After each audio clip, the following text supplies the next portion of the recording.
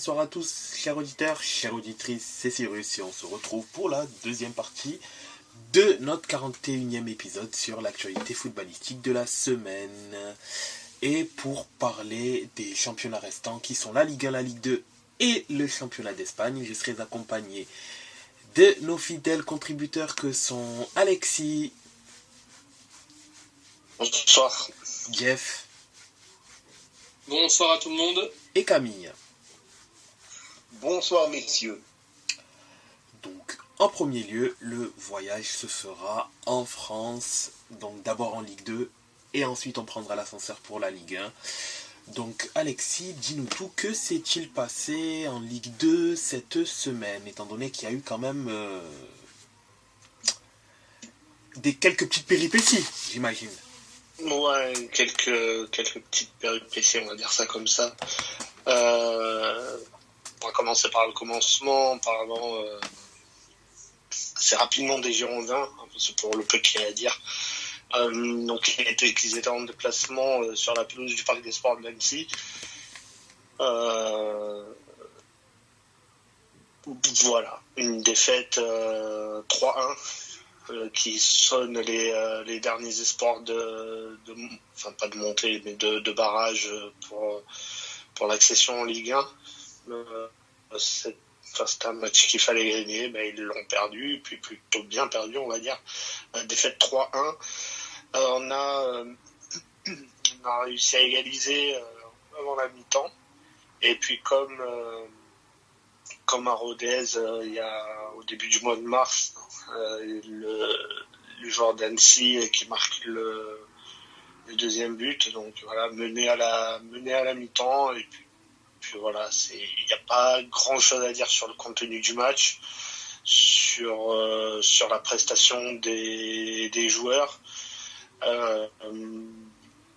Soi-disant, Gérard Lopez a déclaré hier soir avoir eu honte de ce qui s'était passé samedi, mais il est bien gentil, sauf que ça fait plusieurs matchs d'affilée que personnellement on a honte, donc voilà, ça sonne les derniers espoirs de barrage.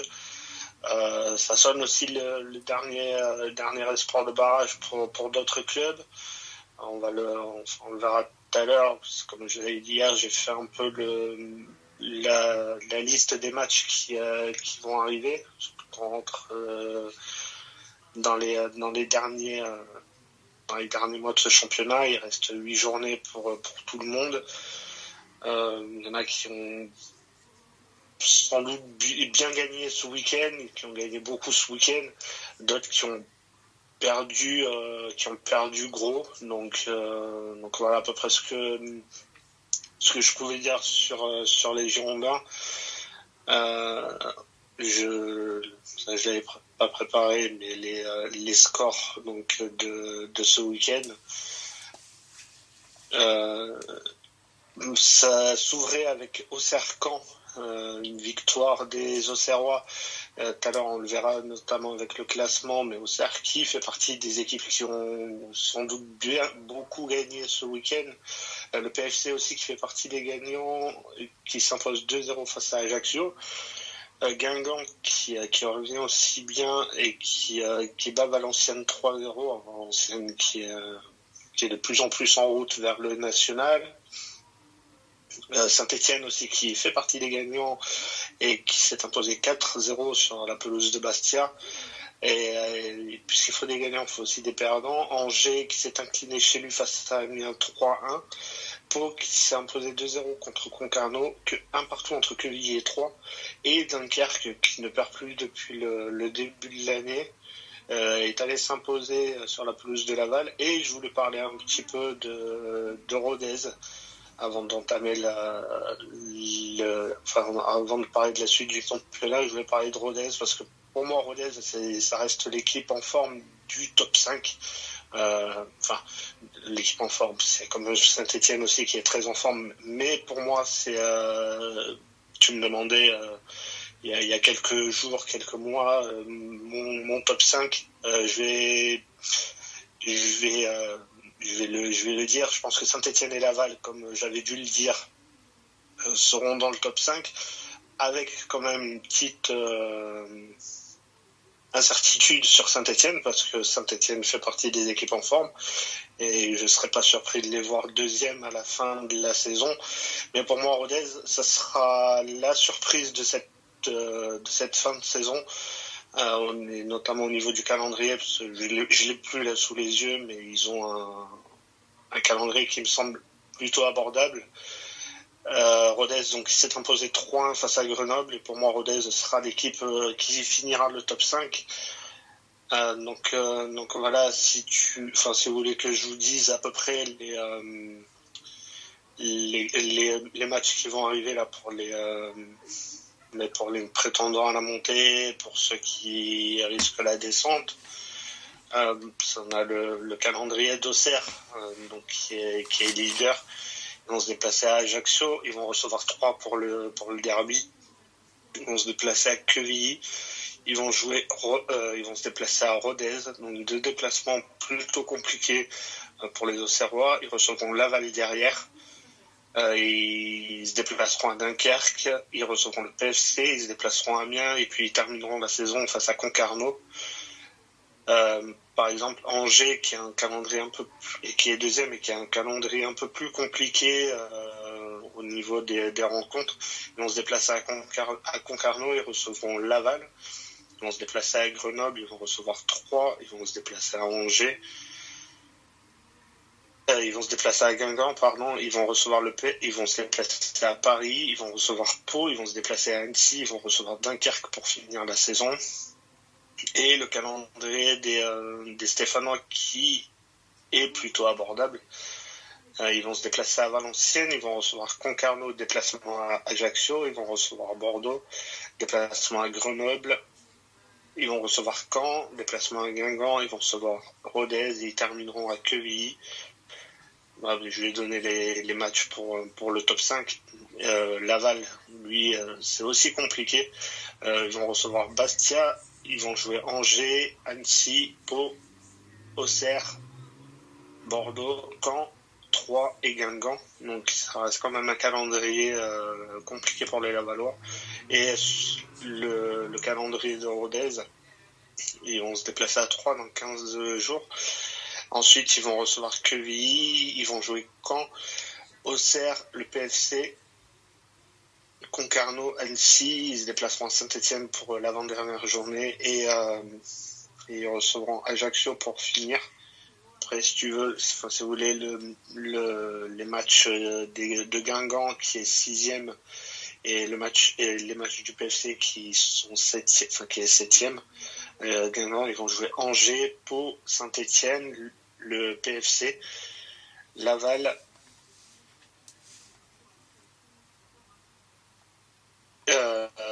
Grenoble, Amiens, Dunkerque, Bastia et Angers. Et pour finir, le PFC, ils vont se déplacer à Bordeaux dans 15 jours. Grenoble, Troyes, ils vont recevoir Valenciennes, ils se déplaceront à Rodez. Ils vont, dans l'autre sens, ils vont se déplacer à Rodez, donc ils recevront Angers, ils vont se déplacer à Auxerre, ils recevront Guingamp et ils finiront à Bastia. Après, il y a Caen derrière et Amiens qui ont quasiment le même nombre de points. Mais pour moi, je pense que le top 5 se jouera entre Rodez, Guingamp et le PFC. Avec quand même un avantage pour Rodez. Donc, je sais pas ce que vous en pensez. J'ai pas vraiment d'affect pour l'un ou pour l'autre. À part tes débriefs, je n'ai pas vraiment suivi cette Ligue 2, mais en tant que fan de foot, j'ai 2 clubs historiques que j'aimerais bien voir remonter en Ligue 1. Évidemment, c'est Auxerre et c'est Saint-Etienne. Mais si les autres équipes jouent mieux, comme Angers, comme Laval, comme Rodez, c'est eux qui monteront. Angers avait montré quelques belles choses il y a quelques années de ça, il y a 4-5 ans, la fameuse dalle angevine. Mais donc, pourquoi pas voir Angers remonter. Mais moi, si on me demande, ça sera surtout à l'affect et ça serait Auxerre et Saint-Etienne. que j'aimerais voir remonter. Je ne sais pas ce qu'en pense Cyrus ou Jeff. Moi, je suis... Vas-y, Jeff, je termine, t'inquiète. J'allais dire que je suis relativement d'accord avec toi. Je suis d'accord sur les choix des clubs. Ça reste des clubs qui sont historiques pour la Ligue 1, donc ça serait beau qu'ils puissent revenir.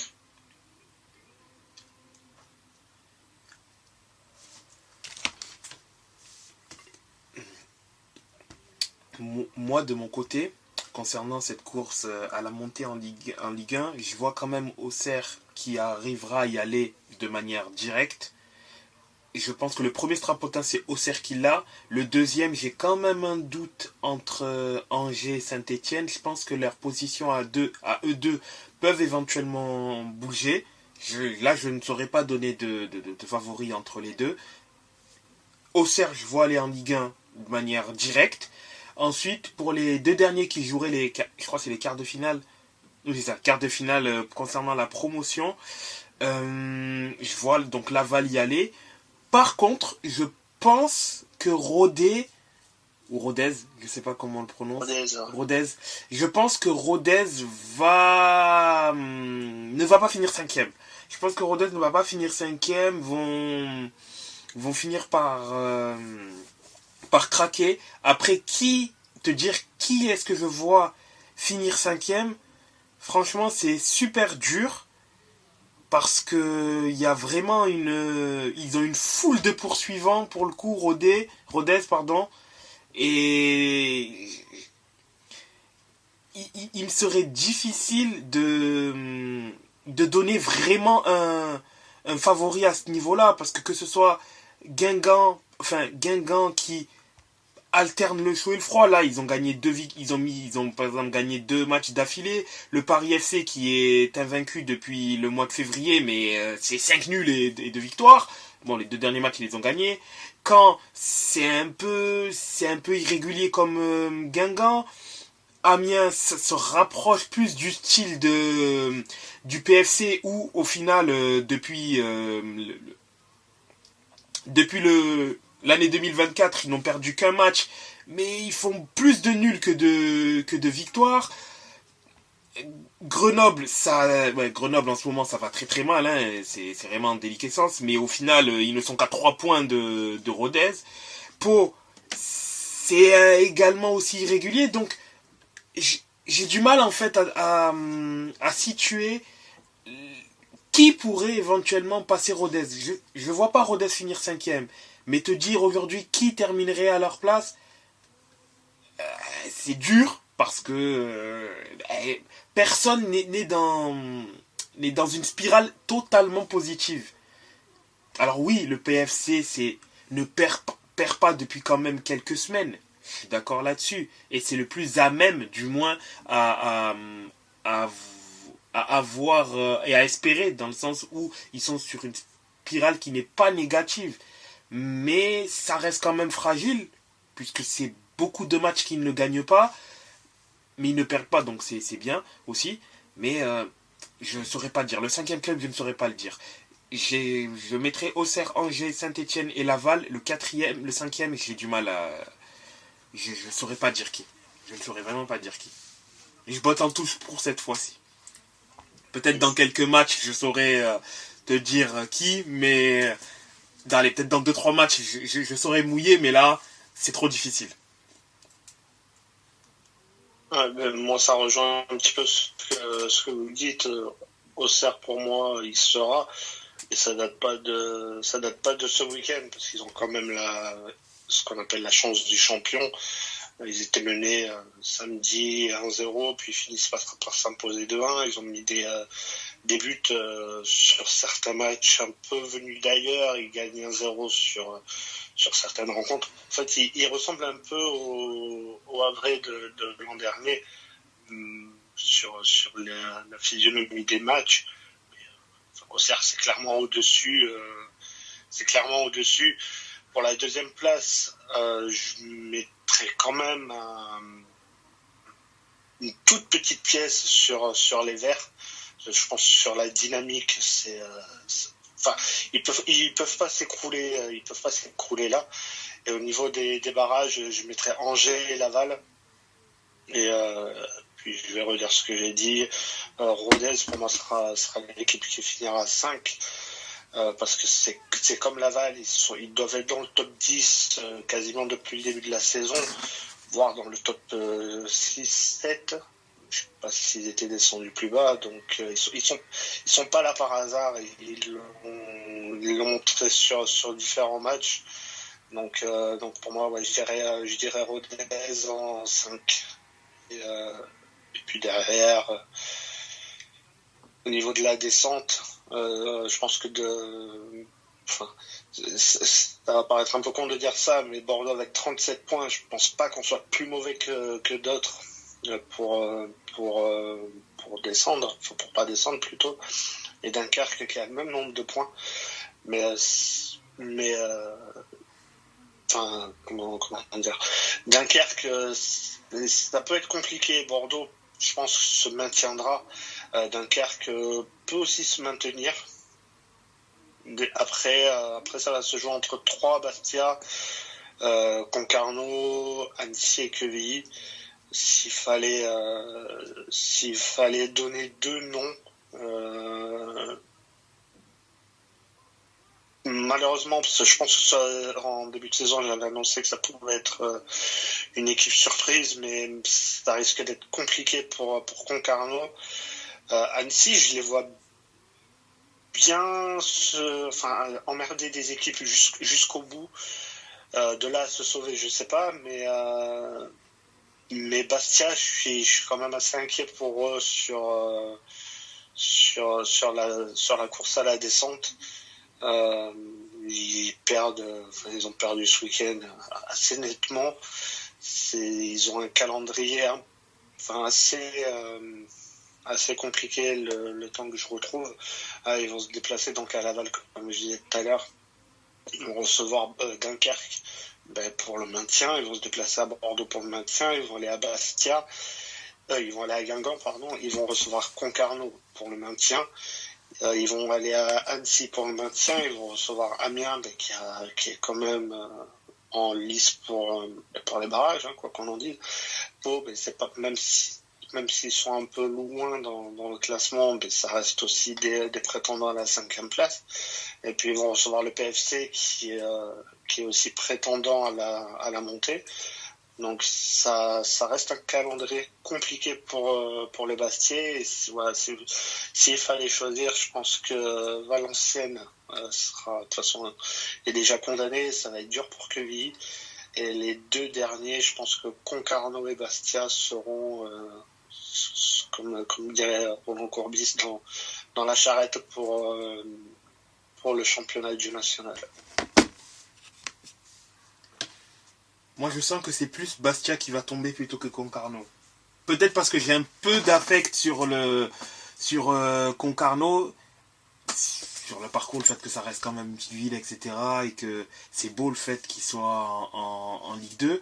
Mais je sais pas pourquoi, mais je sens qu'ils vont réussir à se maintenir. Je sens qu'ils vont réussir à se maintenir. Leur calendrier est assez compliqué. C'est Angers, Saint-Etienne, Amiens, Quevilly, Bastia, Rodez, Grenoble. Ils reçoivent Bordeaux pour l'avant-dernière journée et puis ils vont se déplacer à Auxerre. Ouais. Après, Bastia a quand même aussi diverses équipes qui jouent la montée. Ils ont quand même le PFC en dernière journée. Ils prennent Laval le 30. Bordeaux en mi-avril aussi. Un gros match aussi. Il y aura également les 2 gros matchs contre Annecy et contre Concarneau coup sur coup, le 23 et le 27 avril. Amiens également le 4 mai. Bastia aussi quand même un calendrier qui est difficile. Peut-être un poil moins que celui de Concarneau. Mais bon, les 2 sont à égalité. Ça se jouera, à mon avis, sur vraiment un résultat ou 2. Les confrontations directes également vont être super importantes. Hein. Ça va se jouer à rien, je pense, pour savoir qui va se sauver. Hein. D'autant plus qu'Annecy n'est pas spécialement loin aussi, donc attention. Et Annecy aussi que je regardais, ils ont un calendrier pas forcément compliqué, je trouve. Après, voilà, il va falloir les jouer, les matchs. Hein. Mais c'est des matchs aussi pour le maintien, puisqu'ils vont se déplacer à Dunkerque le 30. Et après, c'est Valenciennes. Ils vont se déplacer à Laval. Ils vont recevoir Grenoble. Ils vont aller à Caen. Ils vont recevoir Bastia, déplacement à Rodez. Ils vont recevoir Angers, puis ils se déplaceront aussi à Troyes pour le dernier match de la saison. Donc, ouais, si au final, ça reste un calendrier assez compliqué. Mais je pense qu'ils ont les moyens de se sauver. En effet. Après, à voir, hein. Là on fait un premier pointage puisqu'il reste quasiment une dizaine de journées en Ligue 2, puisqu'en Ligue 2 ils sont 20, si je ne me trompe pas. Contrairement à la Ligue 1. Non, il reste 8 journées. Ouais. Oui, effectivement, 8. 9. C'est 38. 9 journées, donc oui, on fera de manière un nouveau pointage, hein, je pense, courant du mois d'avril, et là, sur les 4-5 derniers matchs restants, et on fera un second checking, et là on verra concrètement, ce sera un peu plus simple du moins. Là, il y a quand même, ça reste quand même assez serré, que ce soit pour la montée ou pour la descente, donc bon, c'est bien, d'un côté c'est positif, hein, ça montre que c'est un championnat à suspense à tous les étages, hein, clairement, hein. Mais d'ici quelques matchs, on aura peut-être du moins, parce que peut-être on aura un meilleur aperçu et on pourra peut-être plus simplement parler, mais pour l'instant, je pense quand même que Concarneau peut le faire. Et j'espère qu'ils le feront. Après, si j'enchaîne sur le classement et les matchs dans 15 jours. Yes. Donc Auxerre est leader avec 55 points. Deuxième Angers 50 points. Troisième Saint-Etienne et Laval 48. Cinquième Rodez avec 43. Sixième Guingamp, le PFC, Caen, Amiens avec 42 points. Dixième Grenoble et Pau avec 40 points.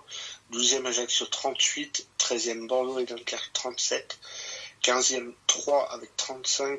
16e Bastia et Concarneau avec 33. 18e Annecy avec 30 points. 19e Quevilly avec 28. Et 20e et dernier, c'est Valenciennes avec 17 points. Et la prochaine journée, donc qui aura lieu dans 15 jours, on aura un Valenciennes-Saint-Etienne pour ouvrir la journée, Concarneau-Angers, Bordeaux qui recevra le Paris FC, Dunkerque-Annecy, donc match important pour le maintien, Amiens-Pau,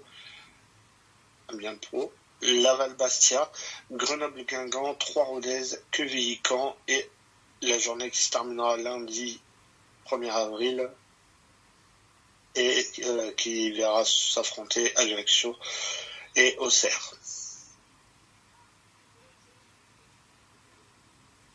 Voilà pour la Ligue 2. Eh bien, merci pour les infos Ligue 2. Et si on passait à la Ligue 1, mes amis? C'est cela, en effet. N'est-ce pas? Ouais, moi je suis chaud. Donc. Moi je suis chaud, Alors, évidemment. en Ligue 1, que s'est-il passé, mes amis? Les spécialistes de la Ligue 1. Est-ce qu'on m'entend? On t'entend. Ah oui. Je pensais que j'étais je m'étais mis en mute, c'est pour ça que je voulais indiquer si on m'entendait. Alors, au niveau donc de la 26e journée de Ligue 1, enfin, quand on regardera le classement, bien évidemment, ça sera pas... Enfin, on verra pas spécialement beaucoup de changements. Néanmoins, je trouve qu'elle a quand même été animée, surtout le dimanche, je dirais. Mais déjà Lyon qui poursuit sa spirale positive, hein, en allant gagner au forceps contre Toulouse en toute fin de match. Le général Lacazette qui est revenu, hein, il revenait de blessure, il a ouvert le score. Toulouse qui arrive à changer l'issue du match dès le début de seconde mi-temps, où ils arrivent à prendre l'avantage. Et je ne sais pas si c'est vexé par rapport au fait d'avoir été mis sur le banc et ne pas avoir été sélectionné en premier lieu en espoir, puisqu'au final il va l'être suite à des blessures. Cherki va être prépondérant dans la victoire lyonnaise avec un but et une passe décisive.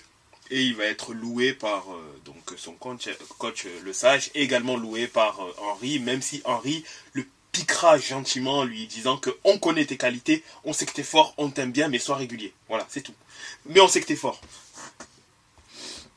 Et Lyon, du coup, arrive encore une fois à gagner, et mine de rien, petit à petit, il creuse l'écart il creuse l'écart du moins sur Toulouse, et il s'installe bien dans le premier tiers du classement, et à force il reste 8 journées, puisqu'il y a 34 journées, il me semble, en Ligue 1, 8 journées, pourquoi pas pour Lyon? Pourquoi pas tenter d'éventuellement accéder à une place européenne via le championnat? En sachant qu'ils ont un joker via la Coupe de France, mais pourquoi pas? En tout cas, la dynamique est avec eux.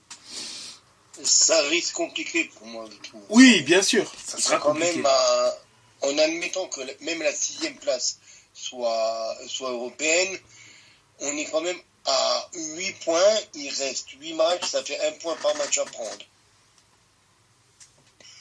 Donc 1 point de plus que les adversaires, je m'entends bien.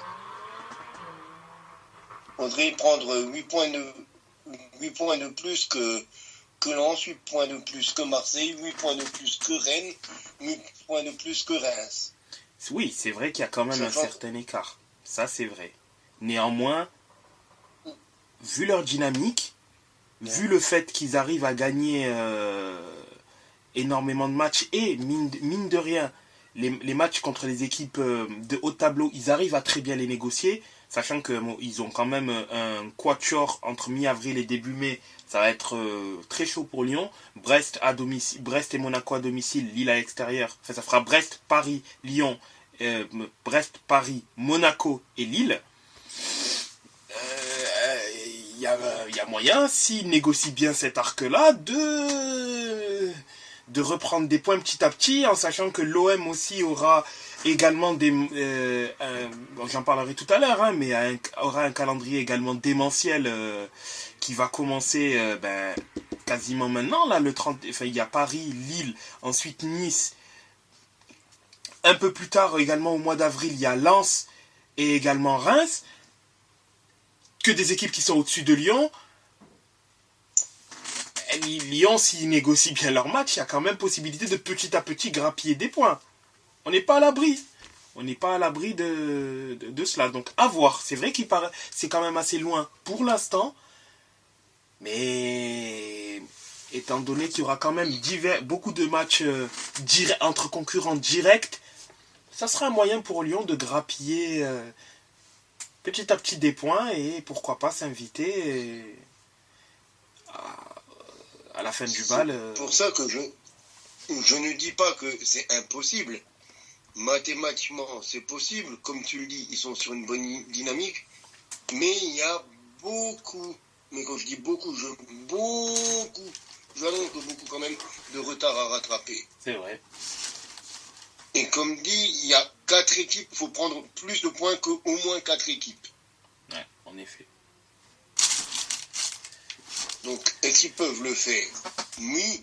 Est-ce qu'ils vont le faire, à mon avis? Non. Je pense qu'il ne manquera pas grand-chose à Lyon. Mais quand je regarde les matchs qu'ils ont à jouer, déjà, il y a 1 sur les 8 que je ne les vois pas gagner. C'est Paris. Et après, ça sera advienne que pourra, j'ai presque envie de dire, du côté de Lyon. Après, c'est un petit peu une face, si je puis dire. Après, attention, parce que le match contre Paris arrive après le match contre le Barça, le match retour. Et Paris, mine de rien, Paris, sur ce début de mois d'avril, aura très peu de jours de repos. Ils vont vraiment enchaîner les matchs. 31 contre l'OM, 3 matchs de Coupe de France, Ligue 1 le 6, 10 contre le Barça, 14 contre Lorient, 16 contre le Barça, 21 contre Lyon. Et c'est là où ils ont une semaine de coupure. ça va être très intense et attention aux blessures. Je pense que Luis Enrique va peut-être essayer de faire tourner, etc. Si le résultat n'est pas positif contre le Barça, ou si le résultat est positif contre le Barça, mais qu'il faut éventuellement 120 minutes, ils savent qu'ils ont un matelas d'avance en Ligue 1. Et vu la position auquel est le match, on ne sait pas. Hein. On ne sait pas, mais quand tu regardes, à ce moment-là, n'importe quelle équipe peut battre n'importe quelle équipe. Oui. Même Metz n'a pas été ridicule contre le PSG. Et Lyon a quand même un effectif autre Bien sûr. Que Metz. Bien sûr. Donc oui, évidemment que Lyon peut le faire. Mais bon, ça part quand même, encore une fois, ça part de très loin. Eh oui, oui. Et si tu regardes à ce moment-là, ils peuvent battre tout le monde. Ils peuvent battre Monaco, ils peuvent battre Lille, ils peuvent battre Strasbourg. Ils peuvent faire encore un 8 ou 9 sur un 8 sur 8 ou un 9 sur 9. Ils peuvent le faire. Dans la théorie, c'est possible. Parce que ils peuvent battre Reims le week-end prochain. Ils ont l'effectif pour battre Nantes. Ils ont l'effectif pour battre Strasbourg ou Clermont. Ils sont pas forcément plus mauvais que Monaco ou que Brest ou que Lille. Et ils peuvent battre le PSG dans un bon jour. Donc oui, ils peuvent gagner tous leurs matchs. Mais est-ce que tu vois vraiment cet Olympique Lyonnais-là faire encore 30... faire 8 matchs sur 8, quoi? Non, 8 matchs sur 8, non, je ne les vois pas le faire. 8. C'est vrai, par contre, je ne les vois pas faire cela. Par contre... Parce que clairement, s'ils font 8 matchs sur 8, ça fait 8 fois 3, 24. Ils seront derrière Brest, quoi. Ils seront à la hauteur à peu près où est Brest, quoi, maintenant. Entre Brest et Paris. Ils seraient à 56 points. Non, je les vois pas atteindre du moins ces sommets-là. Par contre... Mais je pense une douzaine de points. Je pense prendre la moitié. La moitié des points, c'est plus que jouable. Donc on tient à du 40 et quelques, quoi. Quand tu vois d'où vient Lyon, ce serait déjà pas dégueulasse de faire la moitié des points, quoi. Ce serait déjà presque un exploit vu leur début de saison. Pour moi, s'ils font, on va dire s'ils font 45 points, c'est bien, quoi. Entre 45 et 48. Après, il faut voir ce que font les 4 autres. C'est ça, exactement. Après, en termes de dynamique, si on parle de dynamique, par exemple, sur les 10 derniers matchs, enfin, si on est sur les 5 derniers matchs, Lyon est premier. C'est l'équipe qui prend le plus de points en Ligue 1, avec 12 sur 15 possibles. Par contre, si on prend une amplitude un peu plus grande, sur les 10 derniers matchs, par exemple, il n'y a que Rennes et Paris qui prennent plus de points qu'eux. Et encore, Lyon prend 21 points en 10 matchs, le PSG en prend 22, Rennes 23. Tu vois, ils sont à plus 2 sur Brest, plus 5 sur Lens et sur Monaco, plus 6 sur Lille et Reims, plus 8 sur l'OM. C'est pour ça que, après, bien évidemment, ils ont un calendrier qui est quand même assez difficile. C'est vrai que faire un perfect, pour moi, ça va être quasi impossible de pouvoir le faire. Après, bon, ils sont partis du tout en bas, ils sont aujourd'hui 10e du classement. Donc, impossible, pour le coup, cette saison n'est pas lyonnais. Mais, imaginez qu'ils prennent au moins la moitié des points, c'est plus que plausible. C'est ça, c'est ce que je dis, la moitié des points, c'est bon. Parce qu'ils jouent quand même encore les 4 premiers. Ouais. Encore. Ils jouent les 4 premiers au classement. Bon. Ils peuvent le faire, comme tu dis. Ils peuvent. À un moment ou à un autre, ils peuvent gagner un match.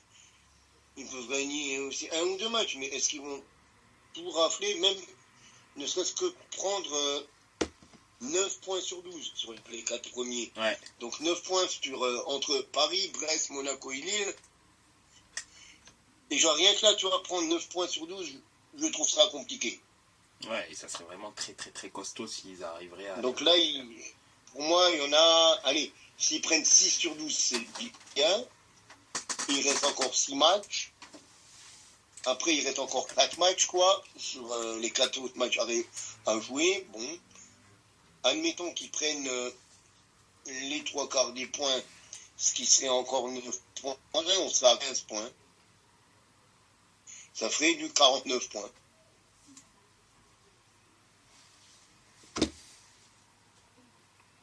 Donc, ouais, il serait, je pense, 6e. Je pense qu'avec 49 points, ils seront 6e. Ouais, c'est autour de cette place-là, en effet. Quand on regarde, Lens est à 42 points. Et ça voudrait dire qu'ils aient... S'ils doublaient Lens, ça voudrait dire que Lens n'aurait pris que 6 points en 8 rencontres. Ça me paraît quand même très peu probable. Même si Lens, sur les 5 derniers matchs, ils prennent que 7 points. Oui, mais ils prennent déjà 7 points sur 5 matchs. Et là, ils ont besoin de 6 points sur 8 matchs. Mais ils ont un calendrier quand même. Ils ont besoin de moins de points. Ils ont besoin de moins de points pour plus de matchs que ce qu'ils ont fait. Mais ils ont un calendrier quand même favorable, Lens. Objectivement, ils ont un calendrier quand même favorable. Voilà. Il y a certes Lille, ils prennent certes Lille le 29. Certes l'OM le 28 avril. Et Rennes le 11 mai. Mais derrière, ils prennent Le Havre, Metz, Clermont, Lorient et Montpellier. Donc, c'est quand même pas... Enfin... On n'est pas sur du niveau Ligue des Champions.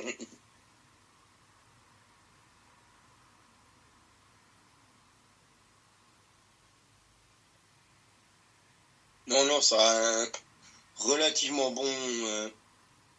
bon planning jusqu'à la fin de la saison.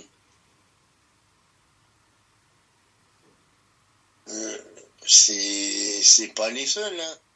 C'est pas les seuls. Quand tu regardes les matchs que Brest a encore à jouer, ils ont aussi encore Lorient, ils ont aussi encore Metz à jouer.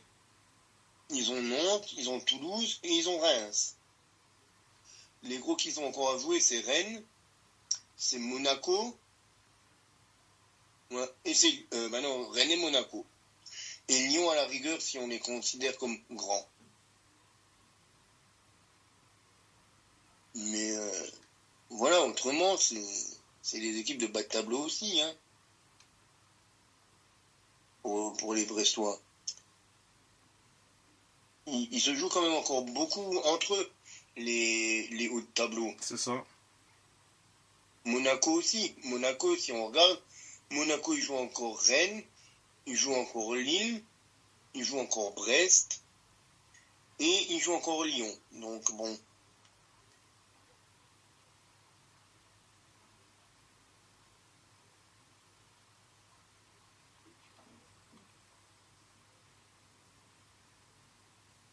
Ceux à la rigueur qui ont un calendrier assez chaud à jouer, c'est Nice.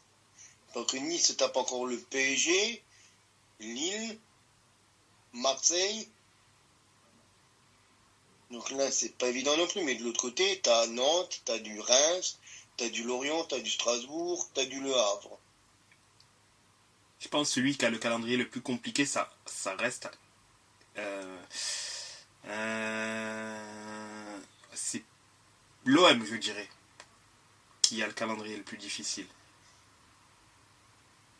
Parce que le mois d'avril lors du prochain match jusqu'en toute fin d'avril, hormis Toulouse, l'OM prend coup sur coup Paris à domicile, Lille à l'extérieur, Nice à domicile, il y a Toulouse à l'extérieur et Lens le 28 avril.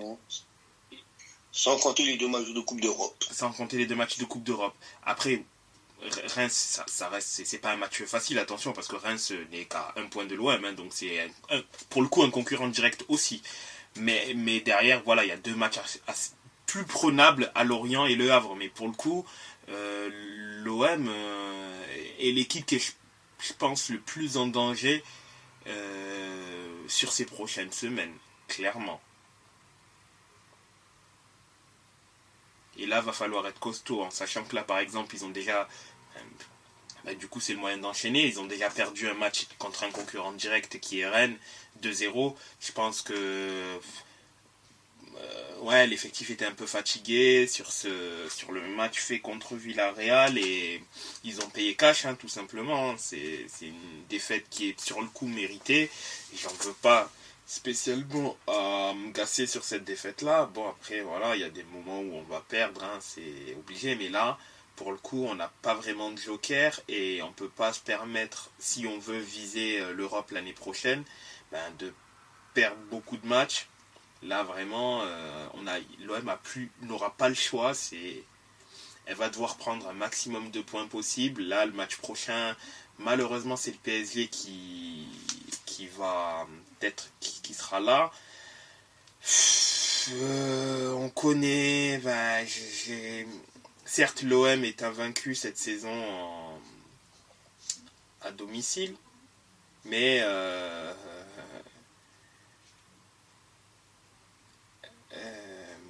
bon, malheureusement, contre le PSG, les victoires se comptent sur les doigts d'une main. C'est assez rare, du moins, que le PSG ne gagne pas contre l'OM. Donc, ce sera peut-être le dernier classique. Ouais, ce sera sûrement le dernier classique d'Mbappé. Je pense qu'il aura à cœur de, comme il le fait très souvent, de marquer contre nous. Et donc, à voir. Mais pas très serein sur ce match-là. Et déjà, une défaite là pourrait permettre à Lens de creuser l'écart. Donc, vraiment, ça va être assez compliqué. Ça va être compliqué pour l'OM à ce niveau-là. Ça va être assez compliqué pour l'OM. Et bon, à voir ce que cela va donner, hein, tout simplement. Dans les autres matchs, puisqu'il y a quand même eu d'autres matchs, Brest qui ne perd toujours pas contre qui ne perd pas contre Lille, bien que but d'ailleurs de Satriano, un ancien interiste. D'ailleurs, je crois qu'il est toujours à l'Inter, il est seulement prêté à Brest, si je ne me trompe pas. Il est prêté à Brest pour cette année, donc ça fait plaisir que le petit marque contre Lens, le but de l'égalisation d'ailleurs au passage. Il sortira juste après avoir marqué en plus. Mais Brest fait du surplace, et pour l'instant toujours deuxième du classement, mais fait du surplace. Mine de rien, il commence à avoir de moins en moins d'écart entre les équipes prétendantes à la Ligue des Champions. Il y a de toute manière une Ligue 1 à deux vitesses. Hein. Il y a le PSG qui joue son championnat tout seul là-haut, et derrière une équipe de poursuivants qui se battent pour savoir qui terminera de 2 à 6. Et je dirais. Et je te confirme que le petit Martin Satriano est prêté par l'Inter. Ouais. Cette saison. Après avoir, hein, en tout cas, il est prêté jusqu'au 30 juin 2024 au Stade Brestois. C'est ça, et je pense qu'il sera encore prêté, peut-être pas à Brest, mais il sera encore prêté, je pense, à l'issue de la saison, puisque c'est plus Valentin Carboni, qui risque d'avoir une place avec l'effectif de l'Inter. Donc je pense que lui sera plus prêté après ou vendu, je sais pas, mais je pense pas qu'il ait à l'instant T la possibilité d'intégrer l'effectif de l'Inter de Milan. Nice, qui fait également une bonne affaire, qui était englué dans une spirale négative depuis le mois de février, là respire un peu plus en gagnant contre Lens 3-1. Lille menait 3-0. Enfin, Nice, menait 3-0. Il y a une réduction du score de Wai, mais ça n'a pas suffi. Hein. Mais Nice respire un peu plus. Lens, du moins, ne capitalise pas sur sa victoire contre Brest. Voilà, c'est dommage pour eux, mais bon, tant mieux pour les poursuivants, puisque cela fait que derrière, puisque l'OM a perdu, Lens ne gagne pas. Tant mieux pour l'OM à ce niveau-là. Et Nice se replace pour le coup, donc passe devant Lens, d'ailleurs au classement. Comme quoi un match peut derrière avoir un très grand chamboulement sur sur le classement. Reims qui gagne contre Metz, qui va gagner donc contre Metz Oui. 2-1. C'est dommage d'ailleurs pour Metz parce que sur la première période, Metz avait tenu un petit peu, avait tenu la baraque, avec notamment le premier but en professionnel du jeune Arthur Atta. Mais bon, comme d'hab, Metz ça joue une mi-temps sur deux, quoi. Et quand tu joues une mi-temps sur deux, tu peux pas gagner tes matchs. Avec le but d'Ito à la 79e minute. Bon, Reims avait largement plus le ballon que les Grenats. Hein. Ils ont été supérieurs, mais jusqu'à la 79e minute, Metz faisait relativement jeu égal avec Reims. Donc, pour continuer encore à pousser au-delà de la 75e minute, maintenant on arrivait à faire une demi-heure de Brun. Après 55 minutes de Brun, là, on arrive à faire plus de 70 minutes, quoi. Il manquait un quart d'heure, quoi. Il manquait un quart d'heure dans les jambes messins. On n'est pas loin du match complet, quoi, mais bon, on n'y est pas encore. Et puis, comme d'habitude, il manque ce petit quelque chose à Metz pour être bon, simplement.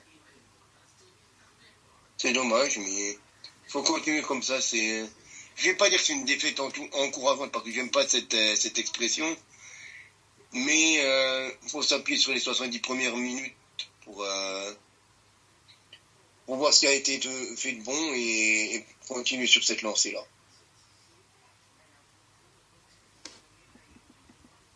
Pour nos amis Grenats.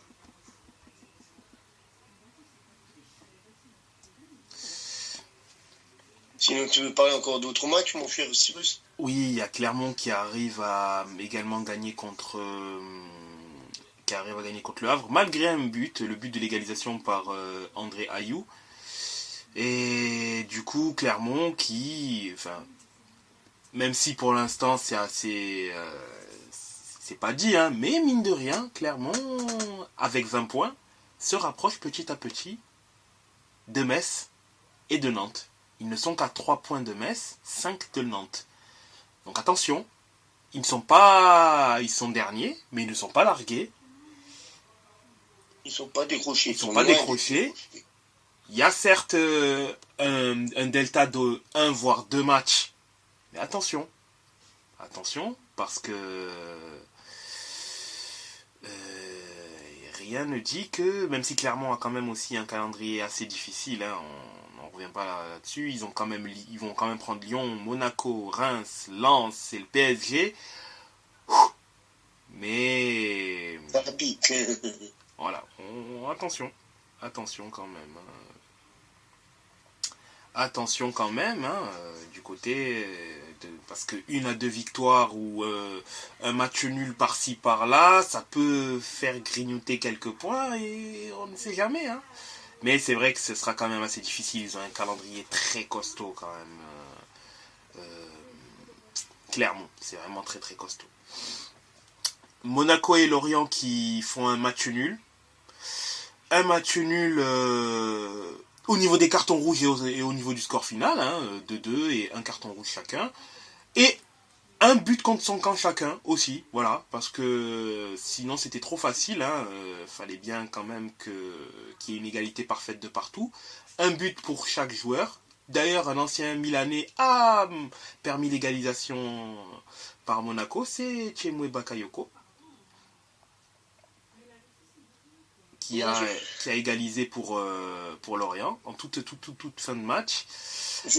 J'allais dire justement, c'est un ancien monégasque. Aussi ancien monégasque. Ancien Milanais qui a égalisé pour Lorient.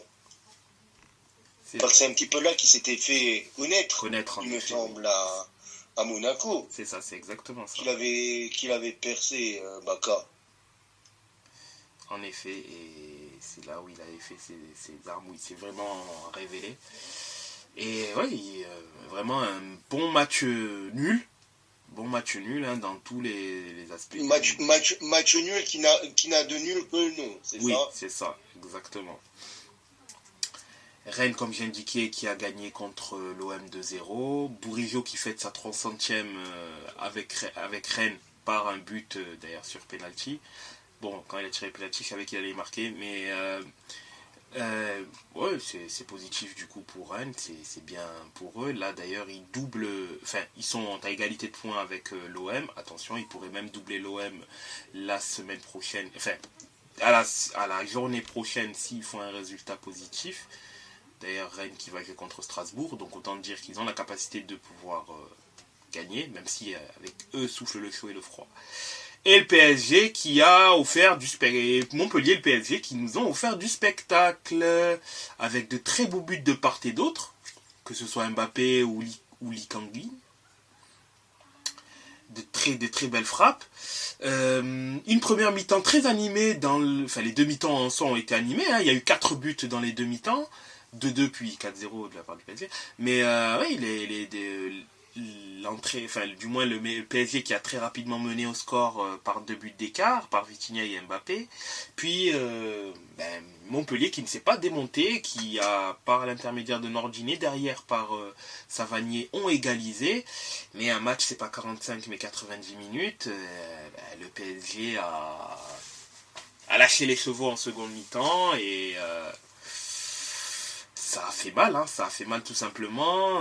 Les deux très beaux buts d'Mbappé et de Lee Kang-in. Et Mbappé qui met un triplé donc sur ce match-là. Nuno Mendes qui clôt la marque également. Ouais, le PSG a fait le spectacle sur ce match-là. C'est dommage que Montpellier n'ait pas pu tenir le rythme qu'ils avaient en première mi-temps, du moins. Mais en tout cas, le PSG a eu un maximum de réussite en seconde mi-temps, a fait parler la poudre et ça donne ce score fleuve de 6-2. Il y a à la tire là-dessus concernant le PSG.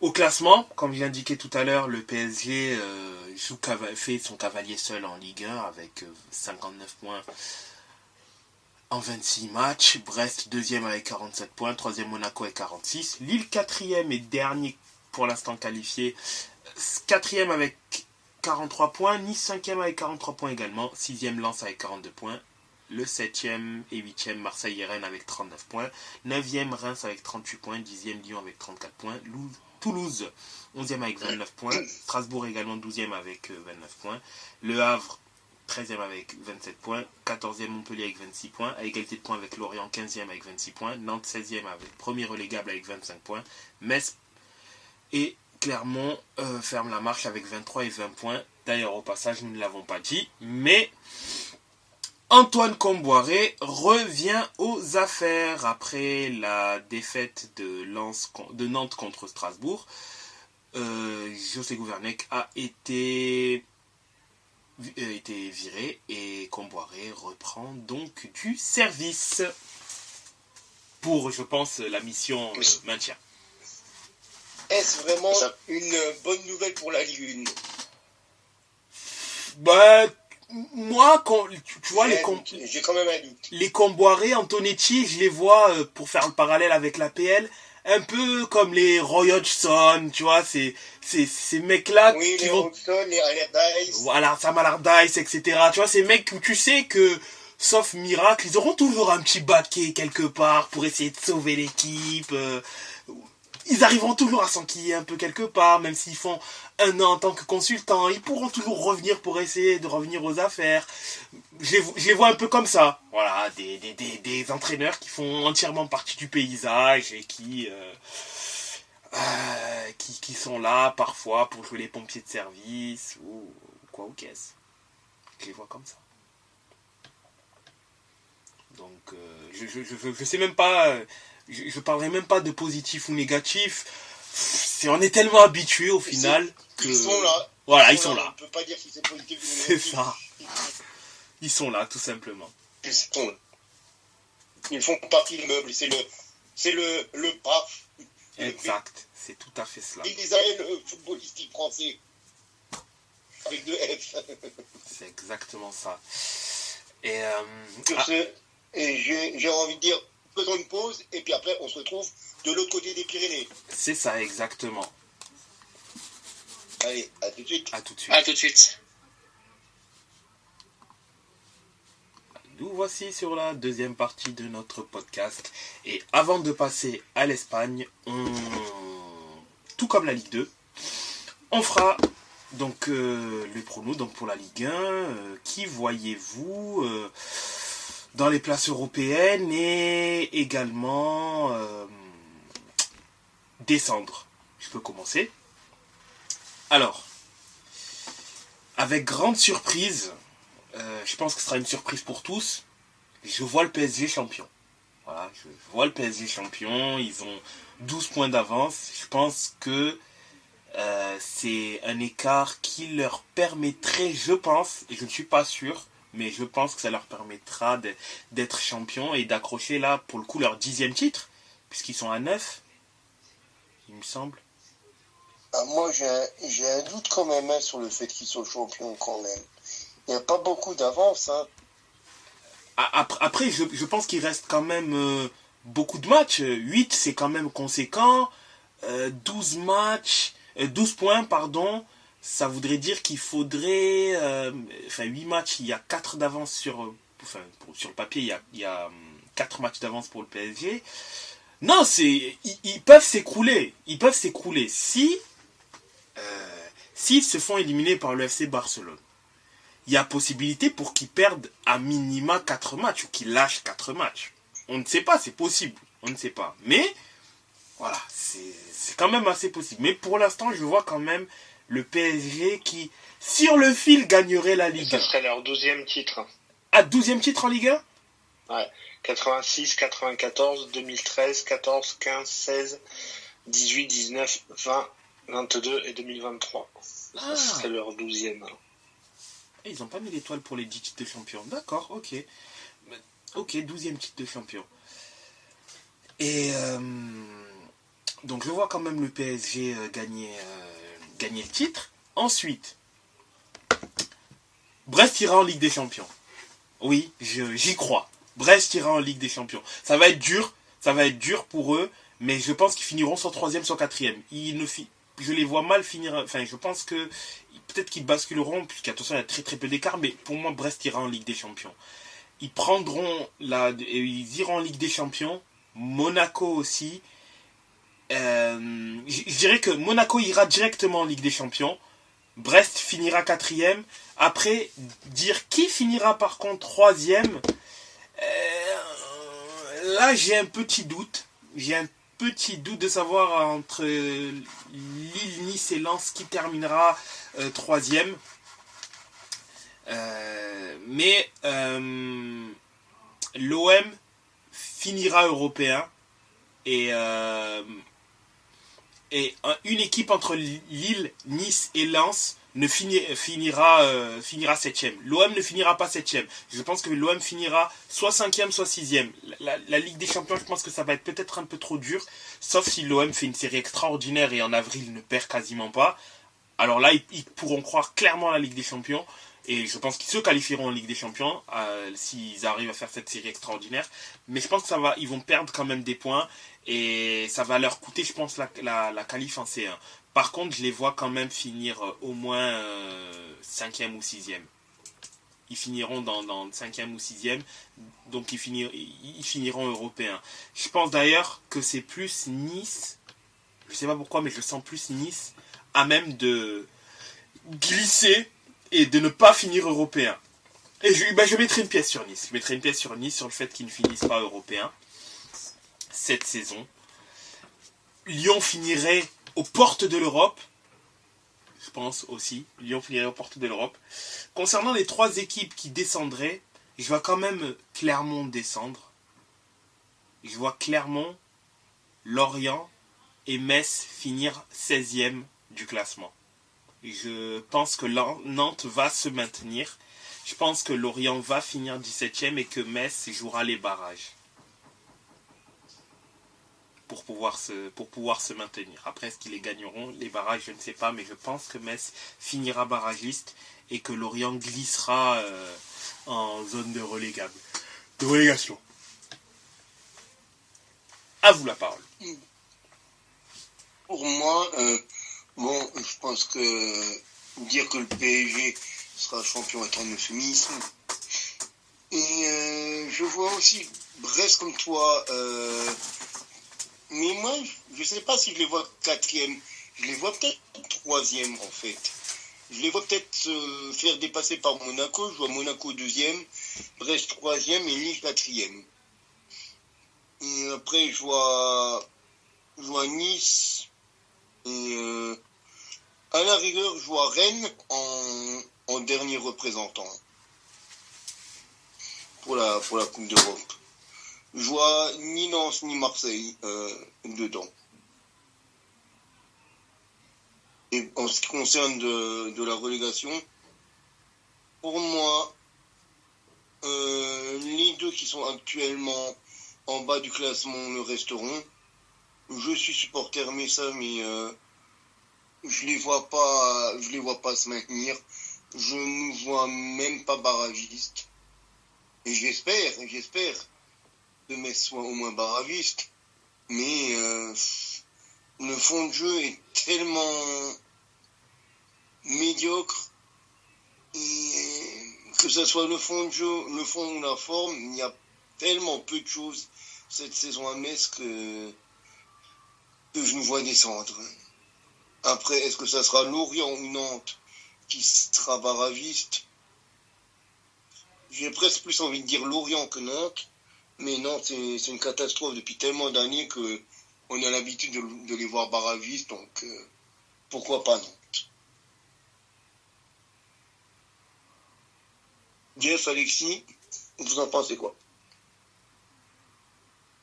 Alexis, tu veux commencer?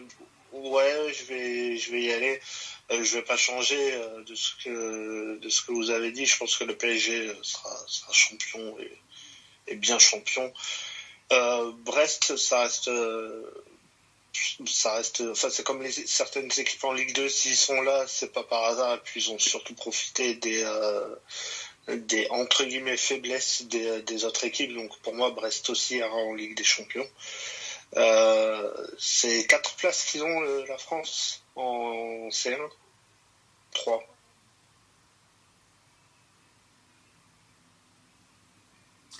J'ai pas bien entendu. Allô? Oui, j'ai pas bien entendu, Alexis. Ah, c'est 4 ou 3 places que la France a pour l'année prochaine. En 3 plus 1. C'est pas 3 plus 1? 3 plus 1, oui. Ouais, 3 plus 1. Donc, le PSG et Brest 1 et 2. Monaco, j'ai l'impression que c'est tout l'un ou tout l'autre. Mais ça restera tout l'un pour moi. Je pense qu'ils finiront 3e. Et Lille 4e, je pense que le haut du classement ne bougera pas. Je vois bien Lens finir 5e et Marseille pareil. Ça me coûte de dire ça. Mais je vois pas Marseille ne pas se qualifier pour la Coupe d'Europe l'année prochaine. Peu importe laquelle. Mais je vois pas les Marseillais pas jouer l'Europe. Donc maintenant, après mes pronos, vous en faites ce que vous voulez. Mais voilà. Et pour la descente, c'est pareil, je change pas. De ce que vous avez dit, je dirais Clermont qui descendra. J'en avais pas beaucoup parlé, mais je reste très inquiet pour Le Havre. Qui est un peu sur une pente descendante. En milieu de saison, j'étais pas forcément inquiet, mais là ça devient un peu compliqué, surtout quand j'ai vu leur fin de calendrier. Et Metz, pour moi, jouera les barrages. Je vois Nantes se sauver. Nantes, ils ont un peu la même trajectoire que Bordeaux. Ils sont un peu, à force de flirter avec la relégation, ça pourrait arriver. Mais je pense quand même qu'avec Comboiré, il saura remobiliser les troupes et Et ça devrait les faire. Donc Clermont et Le Havre en Ligue 2. Et Metz barragiste. C'est vrai, mine de rien. Mais par contre, après, malheureusement, je vois Metz redescendre en Ligue 2 parce que je pense qu'ils perdront les barrages. Par contre, c'est vrai que tu as raison sur le Havre. Hein. Sur le coup, j'avais pas saisi, mais c'est vrai qu'ils sont sur une grosse.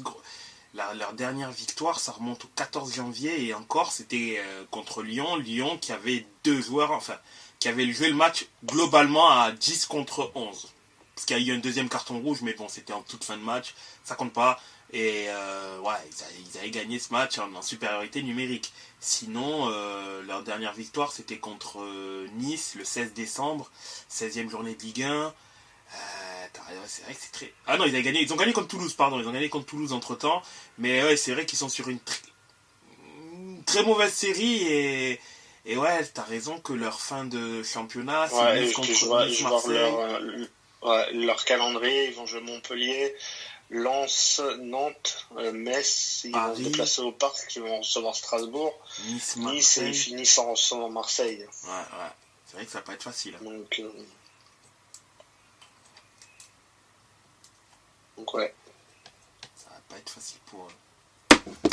Et Jeff, qu'en penses-tu? Eh ben, pour le haut du classement, je vois bien le PSG champion hein, là-dessus. Franchement, je pense que ce sera un sacrilège s'il ne l'était pas. Brest, pour moi, ce sera la belle surprise de la Ligue des Champions l'année prochaine. Je les vois vraiment avoir une place. Je ne sais pas s'ils seront 2e ou 3e. Là-dessus, j'ai une petite hésitation, pardon. Marseille, je les verrais bien chercher une place en Europa League. Quelle place en Europa League, ce serait plutôt pas mal. Après, la question de l'année prochaine se posera, puisque normalement, à part s'il y a un changement au niveau du board, le Gasset devrait partir normalement à la fin du championnat, non? C'est ça, oui. C'est uniquement un intérim, Gasset. Ouais, c'est bien ça. Et en plus, lui, il avait accepté et tout. Je trouve ça un peu dommage. C'est vrai que pour une fois, vous avez un coach qui fait quand même pas non plus des résultats extraordinaires, mais qui fait quand même un travail raisonnable, on va dire. Ils partent, ça va pas arranger les affaires du club, mais bon, on va quand même espérer qu'ils puissent les qualifier en Europa League l'année prochaine. Lille et Nice, pourquoi pas aussi en Europe l'année prochaine. Quelle compétition, je ne sais pas, mais pourquoi pas. Est-ce que Lille va passer devant Monaco? Je ne saurais pas dire. Honnêtement, il faudrait que je regarde un peu plus attentivement les prochains matchs. Là, tout de suite, je ne saurais pas dire. Mais en tout cas, tu veux leur calendrier? Pardon? Tu veux le calendrier de Monaco? Ouais, vas-y, si tu l'as sous la main. Ouais, je l'ai sous les yeux. Ils vont se déplacer à Metz à la fin du mois. Ils vont recevoir Rennes. Il y a Monaco-Lille le mi-avril. Ils vont se déplacer à Brest. Ils vont se déplacer à Lyon. Ils vont recevoir Clermont. Déplacement à Montpellier. Et ils vont recevoir Nantes pour finir la saison. Et si après tu veux le calendrier des Lillois. Ouais, vas-y. Je te donne ça. Donc il y a Lille-Lens donc à la fin du mois, ils vont recevoir Marseille. Entre-temps, il y a le match de Ligue de Conference League. Ils vont se déplacer à Monaco, donc le retour de Coupe d'Europe. Ils vont recevoir Strasbourg, déplacement à Metz, Lille-Lyon, Nantes-Lille, et ils terminent par Lille-Nice. Ouais, ça va être des matchs intéressants, notamment le Lille-Monaco. Si je dis pas de bêtises que tu avais dit, ce sera un match qui pourrait être intéressant, mais qui va même être très intéressant d'ailleurs pour la 3e place.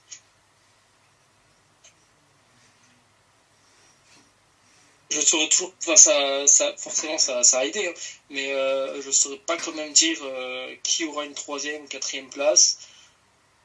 Je vois quand même Nice batailler pour la 4e. Je les vois quand même tenter quelque chose, parce que quand même, ça reste que je regarde, j'ai la stat sous les yeux. 27 buts, 20 buts encaissés. Mais Lille en marque plus, ouais, ce sera assez disputé, je pense, en tout cas pour l'Europa League, ce sera assez disputé, parce que comme je disais, je vois quand même Marseille là chercher cette place, enfin des places d'Europa League. Et là où ce sera aussi intéressant, ce sera pour les relégations. Comme Camille, hein, je suis supporter messin, je suis de Metz, mais je les vois pas chercher une place de barragiste. Honnêtement, il y a eu de l'espoir en début de saison, il y a eu de l'espoir en tout cas en hiver, pardon, quand Nico est revenu à Metz. Mais il y a pas beaucoup de jeux, il y a pas beaucoup de victoires non plus. Donc je les vois même pas passer au-dessus de Nantes. Si on finit avant-dernier, ce sera déjà pas trop mal, on va dire. Ça changera pas grand-chose, mais bon, on va dire que ce sera pas trop mal. Je les vois même pas. Je les vois même pas barragistes. Clermont, voilà, on vous avait déjà dit, et ça sera dans le mal. Et après, est-ce que ce sera Lorient, Nantes ou Lorient, pardon. Peut-être un peu plus favori pour Nantes pour rester en Ligue 1.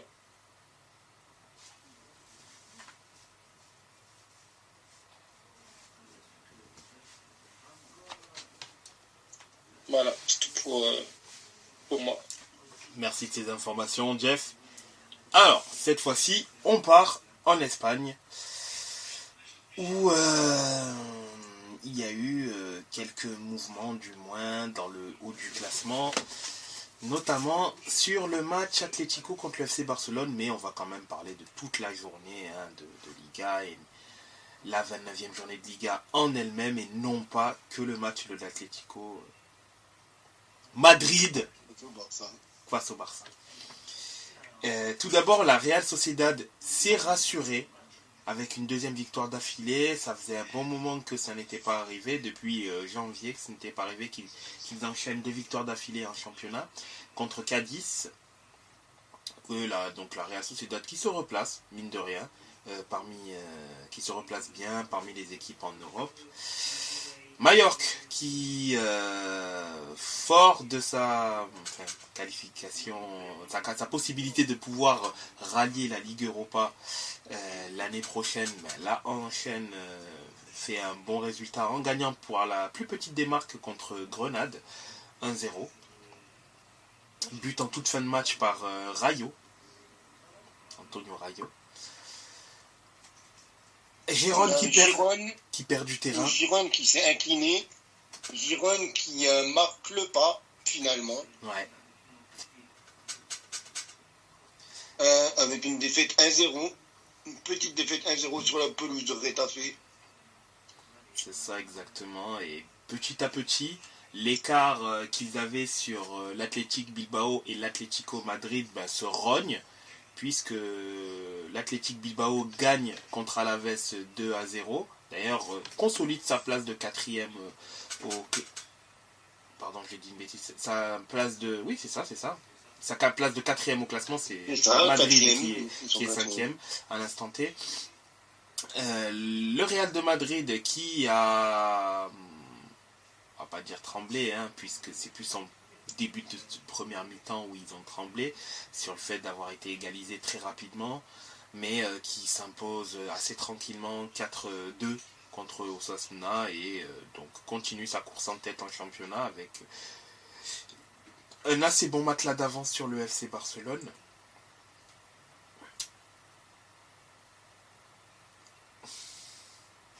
Le FC Séville qui continue à souffler le chaud et le froid. Là, cette fois-ci, ils perdent contre le Celta Vigo.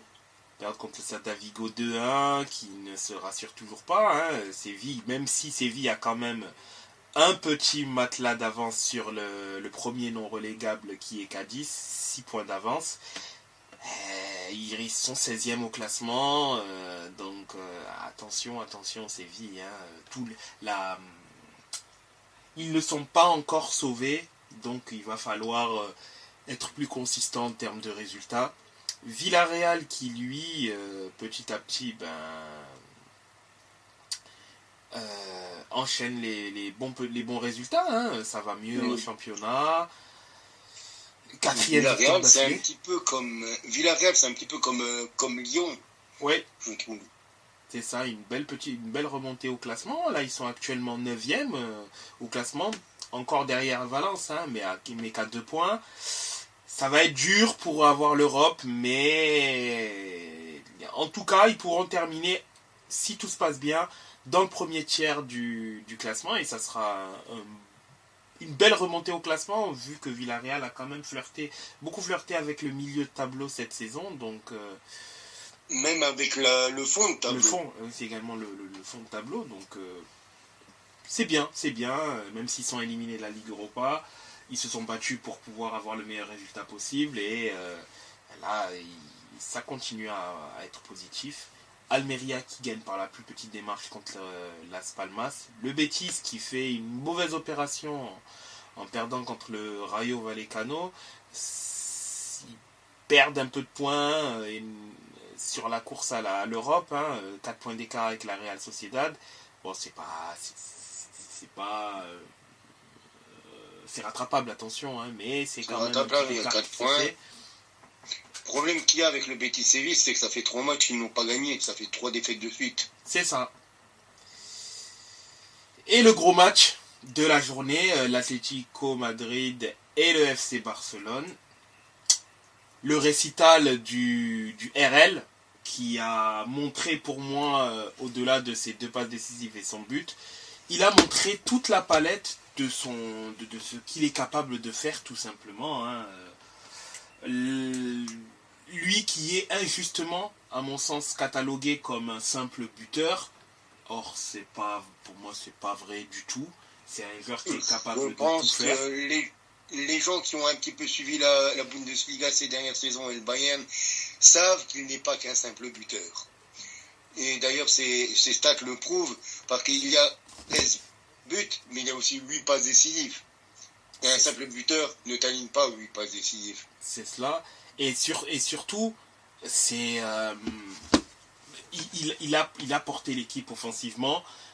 Son but, c'est un but quand même de vrai pur attaquant. Bon, après, on parle de Lewandowski, on parle pas de l'attaquant moyen, mais cette frappe-là en pivot, croisée juste ce qu'il faut, qui fait poteau rentrant, tu peux difficilement mieux la placer pour battre le gardien. C'est l'instinct du buteur. C'est ça, l'instinct du buteur, tout simplement. La praline qui donne du buteur de haut niveau à Fermín López, un centre magnifique. Je dirais que même pour le coup, un Iniesta ou un Xavi aurait mis but. Tellement la balle était belle, bien placée. T'as pas besoin d'être un spécialiste, t'as pas besoin d'être Falcao à ses plus belles heures pour pouvoir claquer la tête et marquer. Vraiment, le centre est magnifique, dans le bon timing, tête croisée, ce qu'il faut, but. Et le but également de la passe décisive qu'il a fait pour Joao Félix, pour le premier but aussi.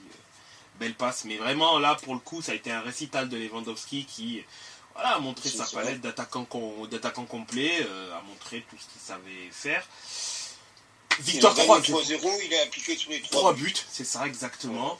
Une victoire totale de la part du Barça, hein, pour le coup. L'homme du match. Ouais, l'homme du match là, j'en ai même pas parlé, mais oui, effectivement, évidemment, c'est l'homme du match.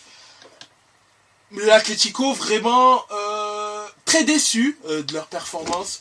Je sais pas s'ils étaient en avaient rien à secouer du match, je sais pas. Mais vraiment comparé à ce qu'ils avaient... Est-ce qu'il y avait peut-être une fatigue mentale avec l'élimination de Champions League? Qualification. Oui, avec la qualification, oui. À part si c'était fait exprès. Peut-être la fatigue physique et mentale. Oui, peut-être aussi. Mais ouais, c'est vraiment là. Ils ont laissé des plumes, donc. Ouais. Ça leur a... Quand on voit un Molina expulsé, un Depol qui était pas loin de se faire expulser non plus. T'es obligé de faire jouer un Pablo Barrios. Bon. C'est... T'avais pas Griezmann, et t'avais pas Griezmann surtout au début du match. Et Griezmann, on sait, surtout cette saison de nouveau, quel impact il a dans cet Atlético-là.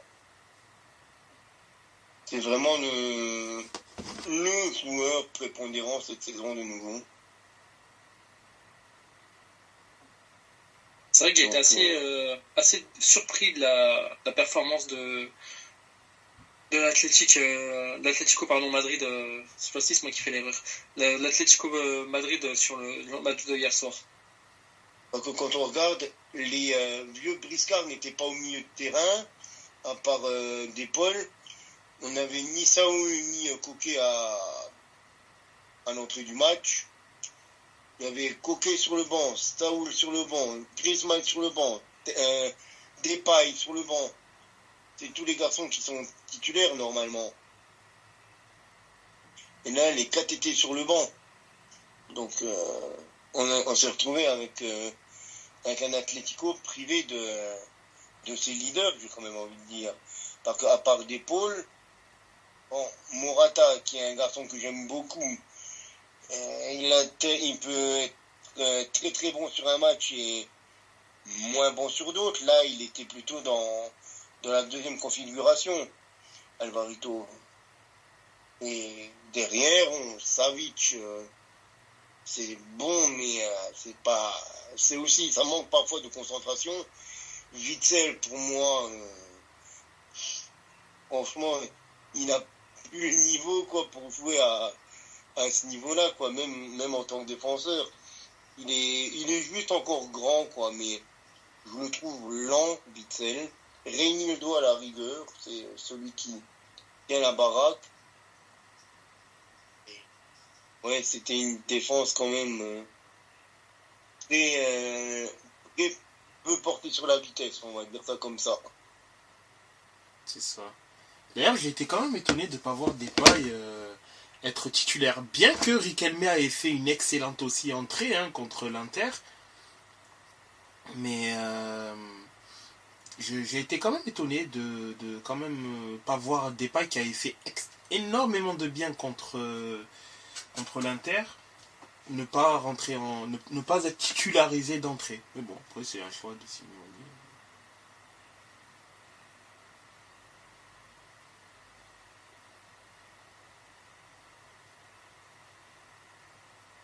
Donc du coup, au niveau, on a parlé de tous les matchs, si je ne m'abuse.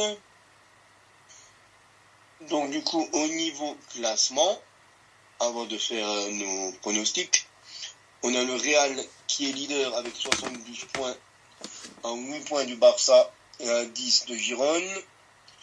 L'Athletic Bilbao ferme le top 4 avec 56 points. L'Atlético Madrid est 5e actuellement à 1 point des Basques. Les autres Basques sont derrière l'Atlético Madrid, la Real Sociedad avec 46 points. Le Betis Séville est 7e, suivi de Valence 8e. Villarreal remonte à la 9e place. Retafe est 10e. Las Palmas 11e.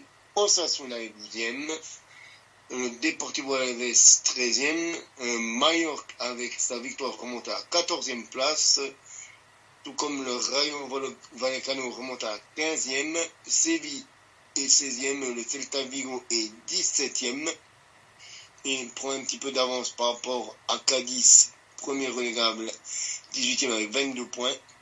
Grenade et Almeria sont loin derrière avec 14 et 13 points.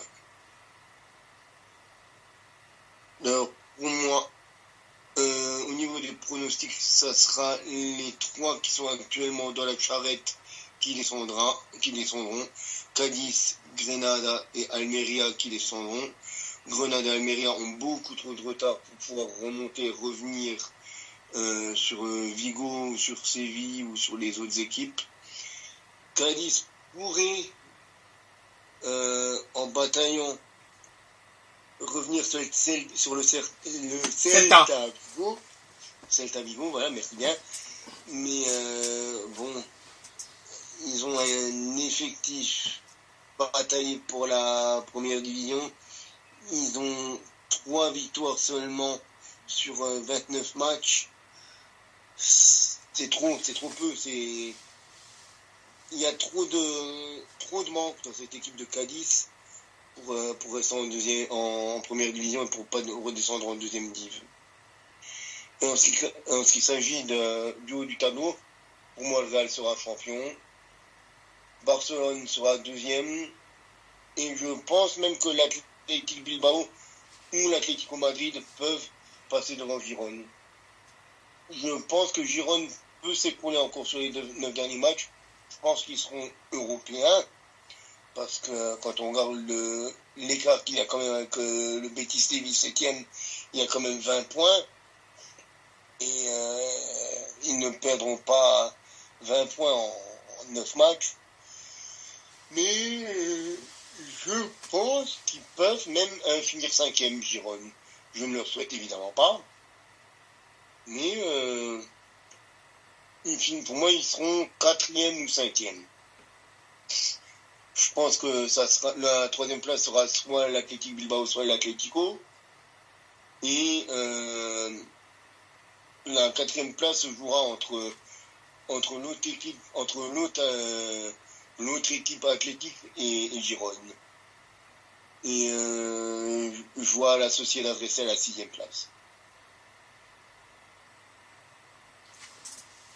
Et les autres, qu'est-ce que vous en pensez, messieurs? De mon côté, je vois également donc le Real être champion, le Barça être deuxième, et Gérone aussi, je les vois ne pas être en Ligue des Champions l'année prochaine.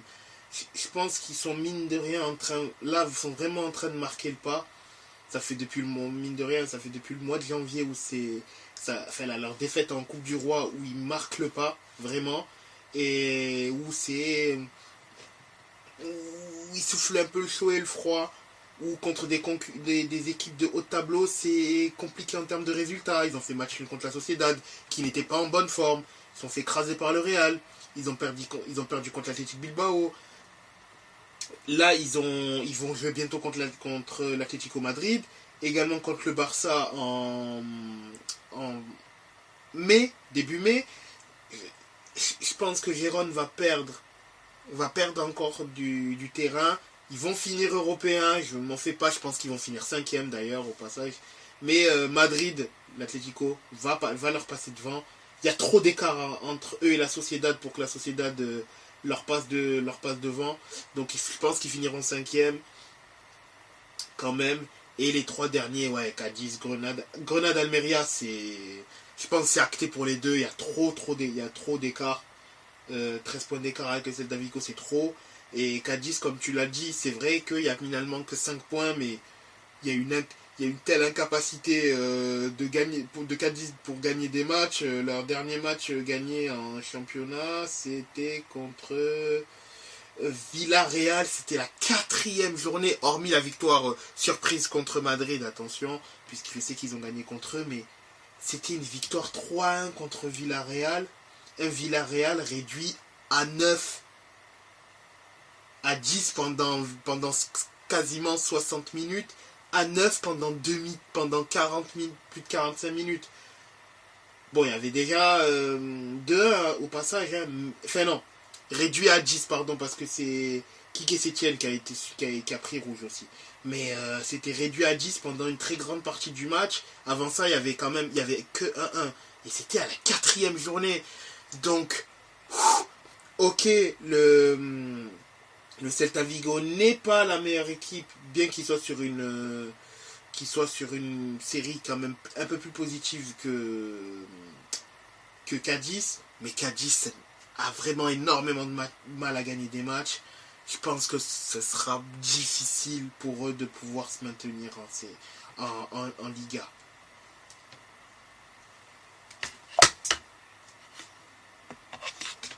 Et pour les autres,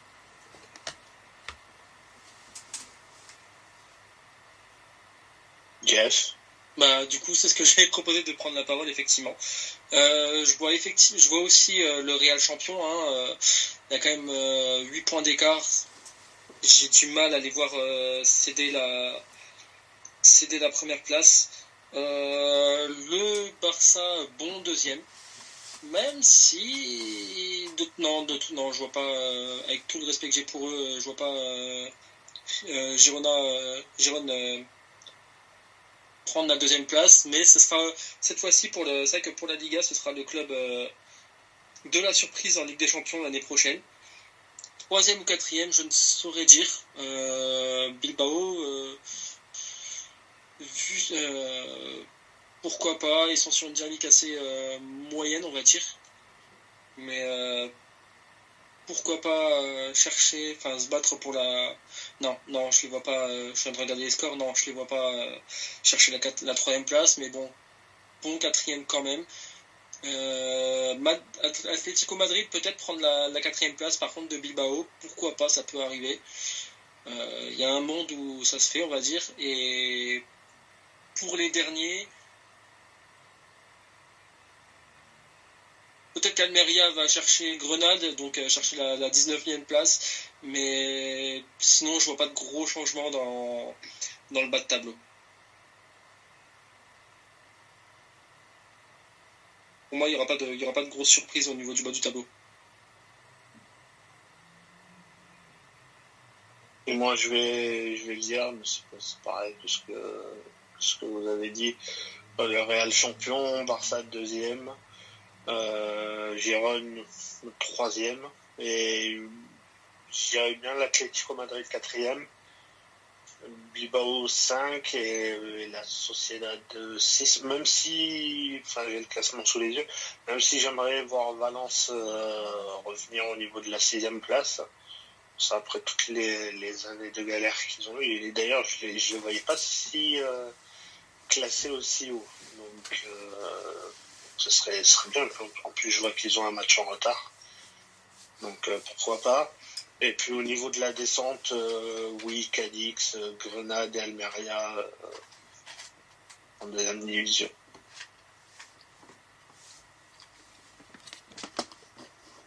C'est noté. On peut bifurquer directement en Italie, puis après l'Allemagne, hein, pour les pronos, du moins.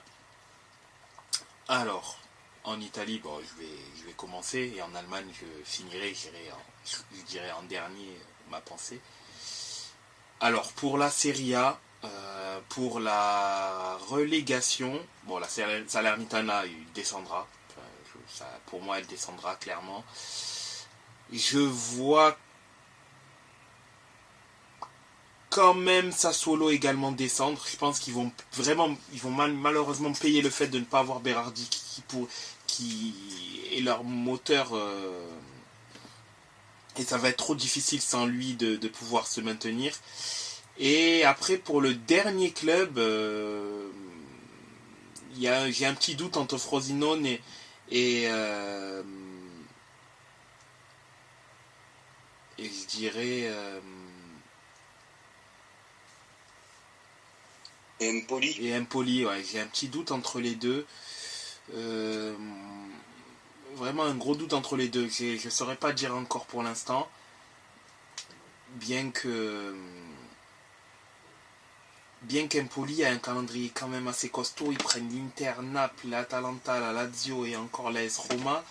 Frosinone, elle, a un calendrier un peu plus favorable quand même. Comme grosse équipe, elle ne prendra que l'Inter et Naples et Bologne. Et Bologne aussi. D'ailleurs, j'ai pas regardé si Empoli prend également Bologne. Non, elle ne prend pas Bologne. Mais Empoli, en plus, c'est espacé dans le temps. C'est... Ouais, je pense quand même qu'Empoli risque de avoir plus de chances de descendre que Frosinone, quand même. Donc j'aurais tendance à dire Empoli qui descendrait. Ensuite, pour les équipes jouant la Ligue des Champions, si c'est du 4+1, donc c'est Inter, AC Milan, Juve et Bologne. Pour moi, les 4 iront en Ligue des Champions. Si c'est 4+1, l'AS Roma qui est quand même mine de rien sur une assez bonne dynamique. Vraiment une bonne dynamique depuis l'arrivée de DDR. Et Daniel De Rossi, hein, au cas où, pour ceux qui ne savent pas. Et je les vois quand même finir. Le premier, oui. Ils iront quand même en Ligue des Champions si la 5e place est qualificative pour la Ligue des Champions. Sinon, ce sera Europa League. Et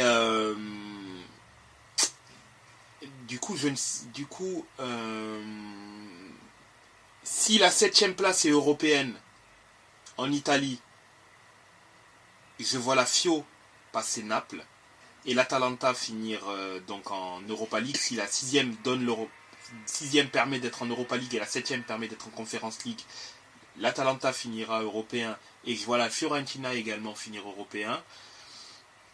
Et je vois Naples et la Lazio ne pas finir européen la saison prochaine. Par le championnat, hein, par le biais du championnat bien évidemment, hein, puisque en soi, en Coupe d'Italie, la Fiorentina a quand même une autre possibilité de pouvoir finir en Europa League si elle gagne la Coupe d'Italie. Également pour la Lazio aussi. La Coppa Italia. Exactement. Voilà, je les vois plutôt comme ça au niveau du haut de tableau et de la descente. À vous. Eh ben moi, je mettrai quelqu'un d'autre dans la charrette. Parce qu'il y a une équipe qui a encore l'Atalanta, l'Inter, la Juve, le Milan et la Fio à jouer sur les 8 derniers matchs. Et c'est Cagliari. Il y a encore ces 5 matchs à jouer là. Donc à part le Lecce, le Genoa et le Sassuolo, ils n'ont plus que des gros à jouer sur les 8 derniers matchs. Et sachant qu'ils sont quand même 16e à seulement 2 points de Frosinone et à 3 du Sassuolo. Avec le calendrier là, je me dis qu'ils sont peut-être sujets aussi à descendre. Pour moi, le Sassuolo va se maintenir. Par quel miracle, je ne sais pas, mais ils vont réussir à se maintenir et je pense que ça sera Salernitana, Frosinone et Cagliari qui vont descendre. Après, si Sassuolo descend, c'est une équipe pour qui je n'ai pas vraiment d'affect, donc bon, s'ils descendent, ils descendent. Merci, au revoir. Et au niveau du haut de tableau, l'Inter sera champion. Le Milan sera 2e. La Juve sera 4e, vu que le grand gourou l'a annoncé. Après, est-ce que ça sera Bologne ou la Roma qui sera 3e? Peut-être Bologne 3e. Peut-être qu'ils arriveront à passer devant la Juve. La Juve 4e, la Roma 5e. Et allez, pour le bon travail, l'Atalanta qui serait 6e. Et s'il faut mettre un 7e, je sais pas trop, entre le Napoli et la Fio, je ne sais pas trop qui mettre. J'ai aucune préférence ni pour l'un ni pour l'autre. Peut-être aller dire Naples, comme ça fait une équipe du sud de l'Italie qui est en Coupe d'Europe. Mais sans grande conviction. Alex? Ouais, je vais y aller. Je pense qu'il n'y aura pas de changement sur les 4 premiers. Voilà. La Roma 5 et Atalanta 6. Par contre, au niveau de la relégation, alors, c'est un avis personnel, hein, mais on va dire que je suis pas beaucoup la Serie A, mais Sassuolo c'est quand même un club qui me marque un peu plus que Empoli par exemple. Donc Empoli, Frosinone et Salernitana relégués.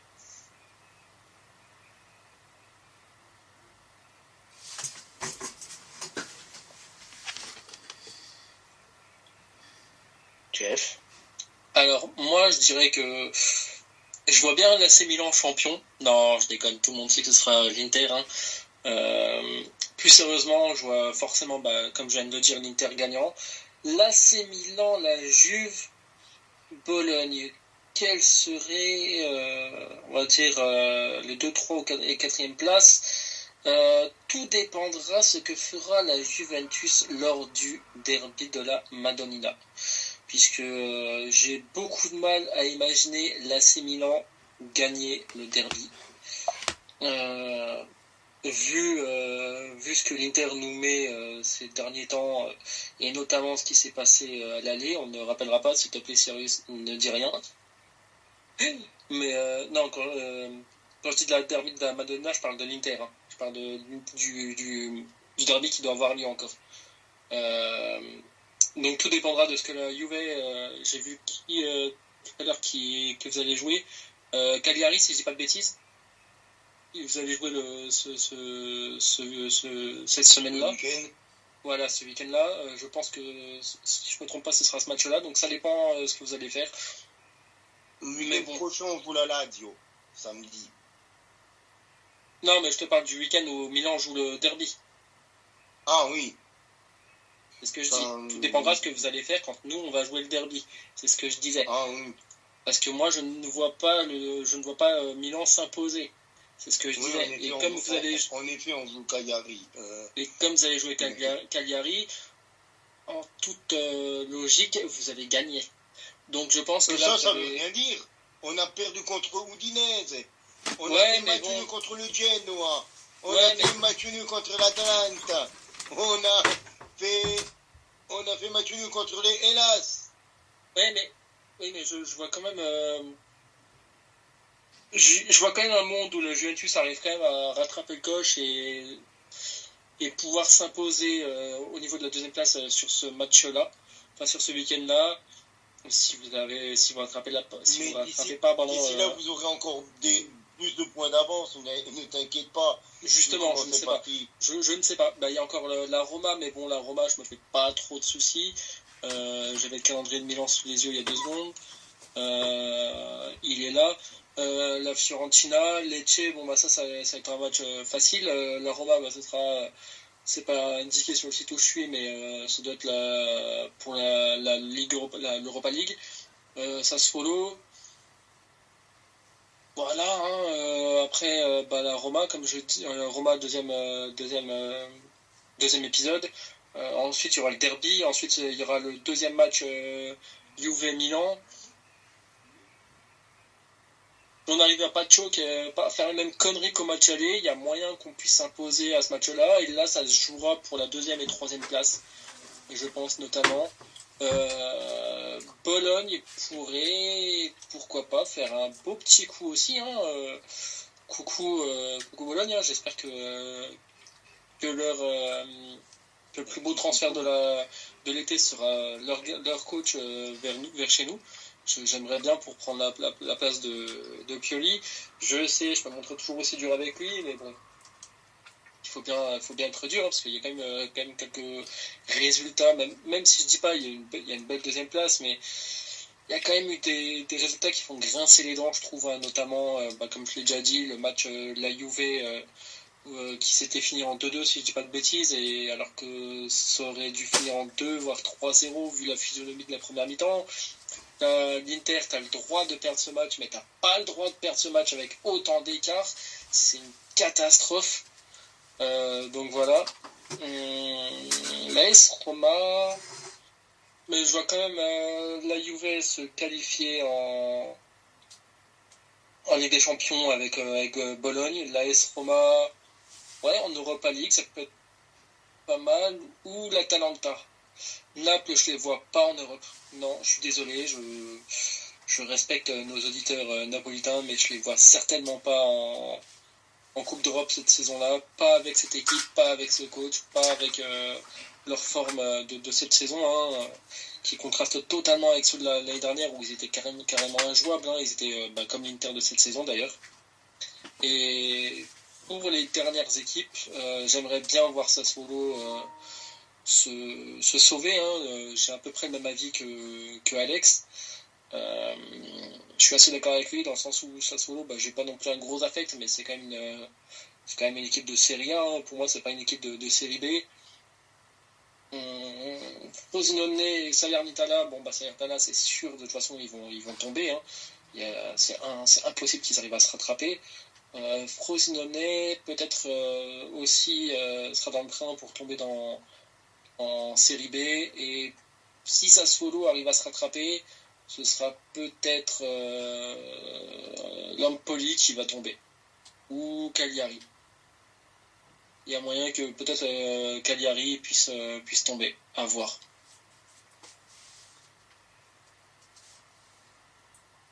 Mais non, j'ai rien dit. Non, vas-y, tu voulais T'as dire quoi? rien dit, mais tu dis quelque chose quand même. Non, parce qu'en fait, j'ai regardé la forme des derniers matchs et j'arrivais pas à différencier les couleurs. J'ai eu dû à un problème de vision, j'ai eu un bug sur les couleurs, mais c'était bon, j'ai rien dit. D'accord.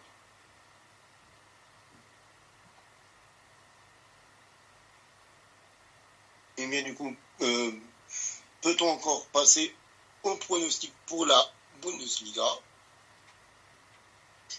Oui, bien Mais sûr. bien sûr. C'est où? Je me mets de suite devant le classement de la Bundesliga. Et Alors, c'est parti. Je vais commencer. Pour moi, le Bayern sera champion. Il faut qu'il soit champion. Ils ne peuvent pas ne pas être champion cette saison. Pas maintenant. Pas après tout ça. Pas après tout ce qu'ils ont fait. Après le Bayern sera second. Clairement, ils seront second.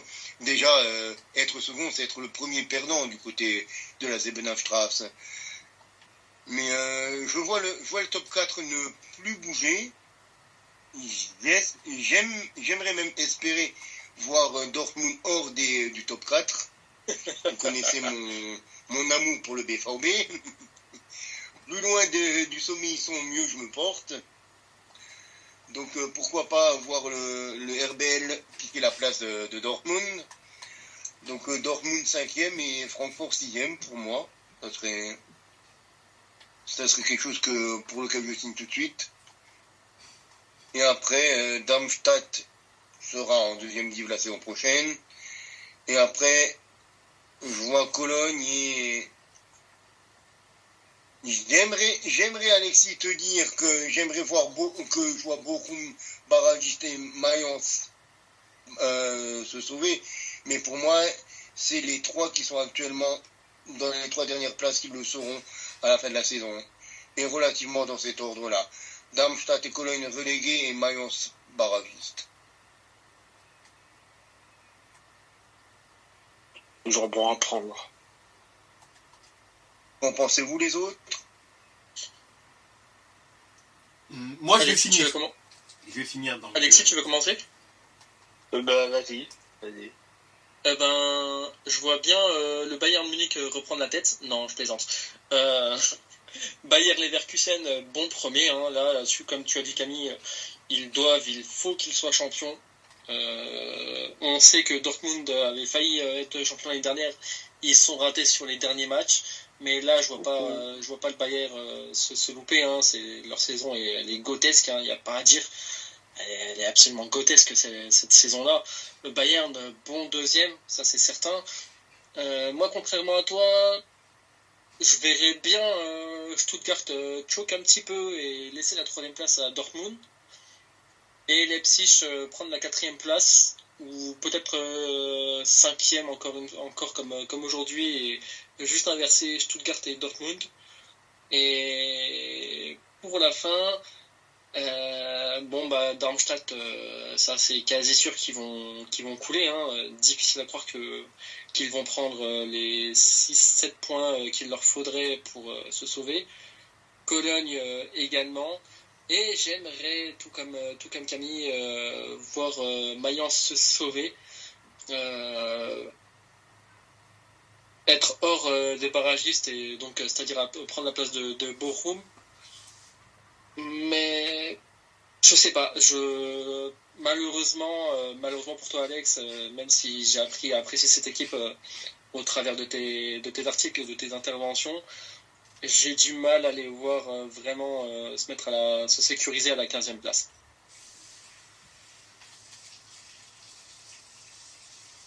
Voilà, c'est tout pour moi. Ah, par contre, si, petite indication, oui, je vois Mayence barragiste, mais se sauver in extremis, justement, grâce au barrage. Faut voir après qu'ils prennent en barrage. Tout à fait. Après, derrière, je sais pas qui c'est qui est troisième d'ailleurs en deuxième division. C'est pas Düsseldorf, non, c'est Hambourg qui est troisième. Classement. Pardon? C'est Hambourg qui est troisième en deuxième division. C'est Anderlecht. Hambourg qui est actuellement troisième. Ah merde, non, c'est pas ça, j'ai rien dit. C'est St. Pauli, Holstein Kiel et Hambourg. Avec Düsseldorf à 1 point de Hambourg et Hanovre 5e à 4 points du ASV. Donc pour moi, ça sera... Franchement, j'ai envie de dire, juste pour la blague, pour le running gag, que Hambourg finisse 4e. St. Pauli et Holstein Kiel qui montent, et Düsseldorf qui finit barragiste, qui finit 3e. Et je pense que ça sera Braunschweig et Osnabrück en 3e div, et le Hansa Rostock qui sera barragiste. Ou peut-être Kaiserslautern. Peut-être Kaiserslautern qui sera barragiste et Kaiserslautern barragiste et Hansa Rostock qui se maintient.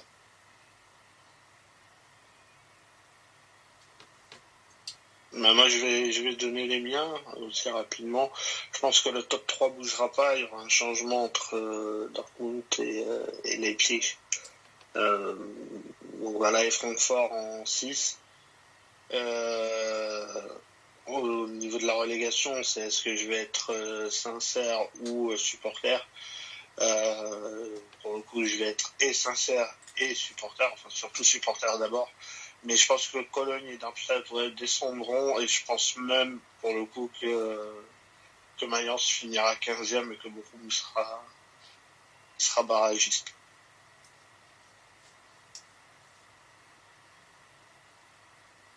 Voilà.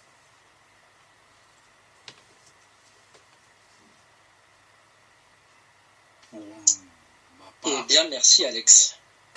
et pour ma Ouais, part, rien.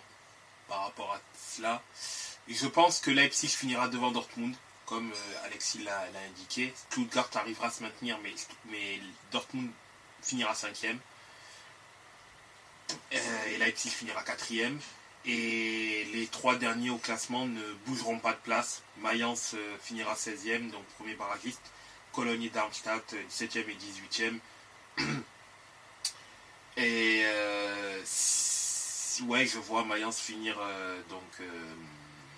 faire le match de promotion-relégation.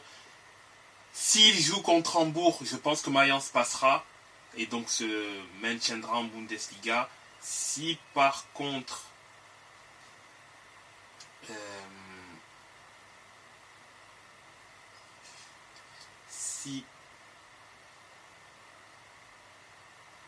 si j'ai un petit bug. Ah, le petit bug. Quel Ouais, petit bug? c'est moi qui bug. Alors, par contre, s'il s'avère que Mayence tombe contre Düsseldorf, qui arriverait donc à déloger Hambourg sur le finish, ça pourrait mal se passer pour eux. Hambourg, je pense que ça va le faire, mais je ne sais pas pourquoi Düsseldorf, ça passera. Ça passera, Düsseldorf arrivera à monter en première div. Voilà, c'est ce que je pense.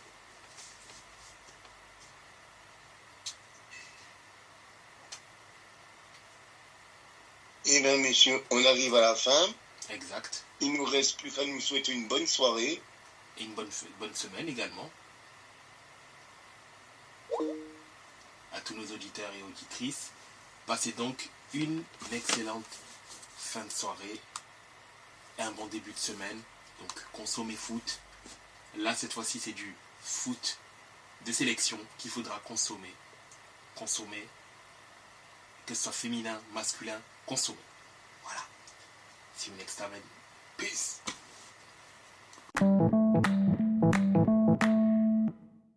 Yo les gars, si vous souhaitez avoir des maillots de qualité livrés rapidement à prix compétitif, n'hésitez pas, foncez chez notre partenaire maxikit.com avec le code La Table Ronde, vous avez 15% de réduction. Alors n'hésitez pas, si vous voulez des maillots de qualité livrés rapidement, foncez chez notre partenaire maxikit.com.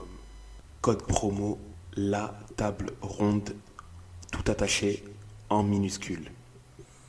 Et si ça ne fonctionne pas, essayez bien en majuscule également. See you next time and peace.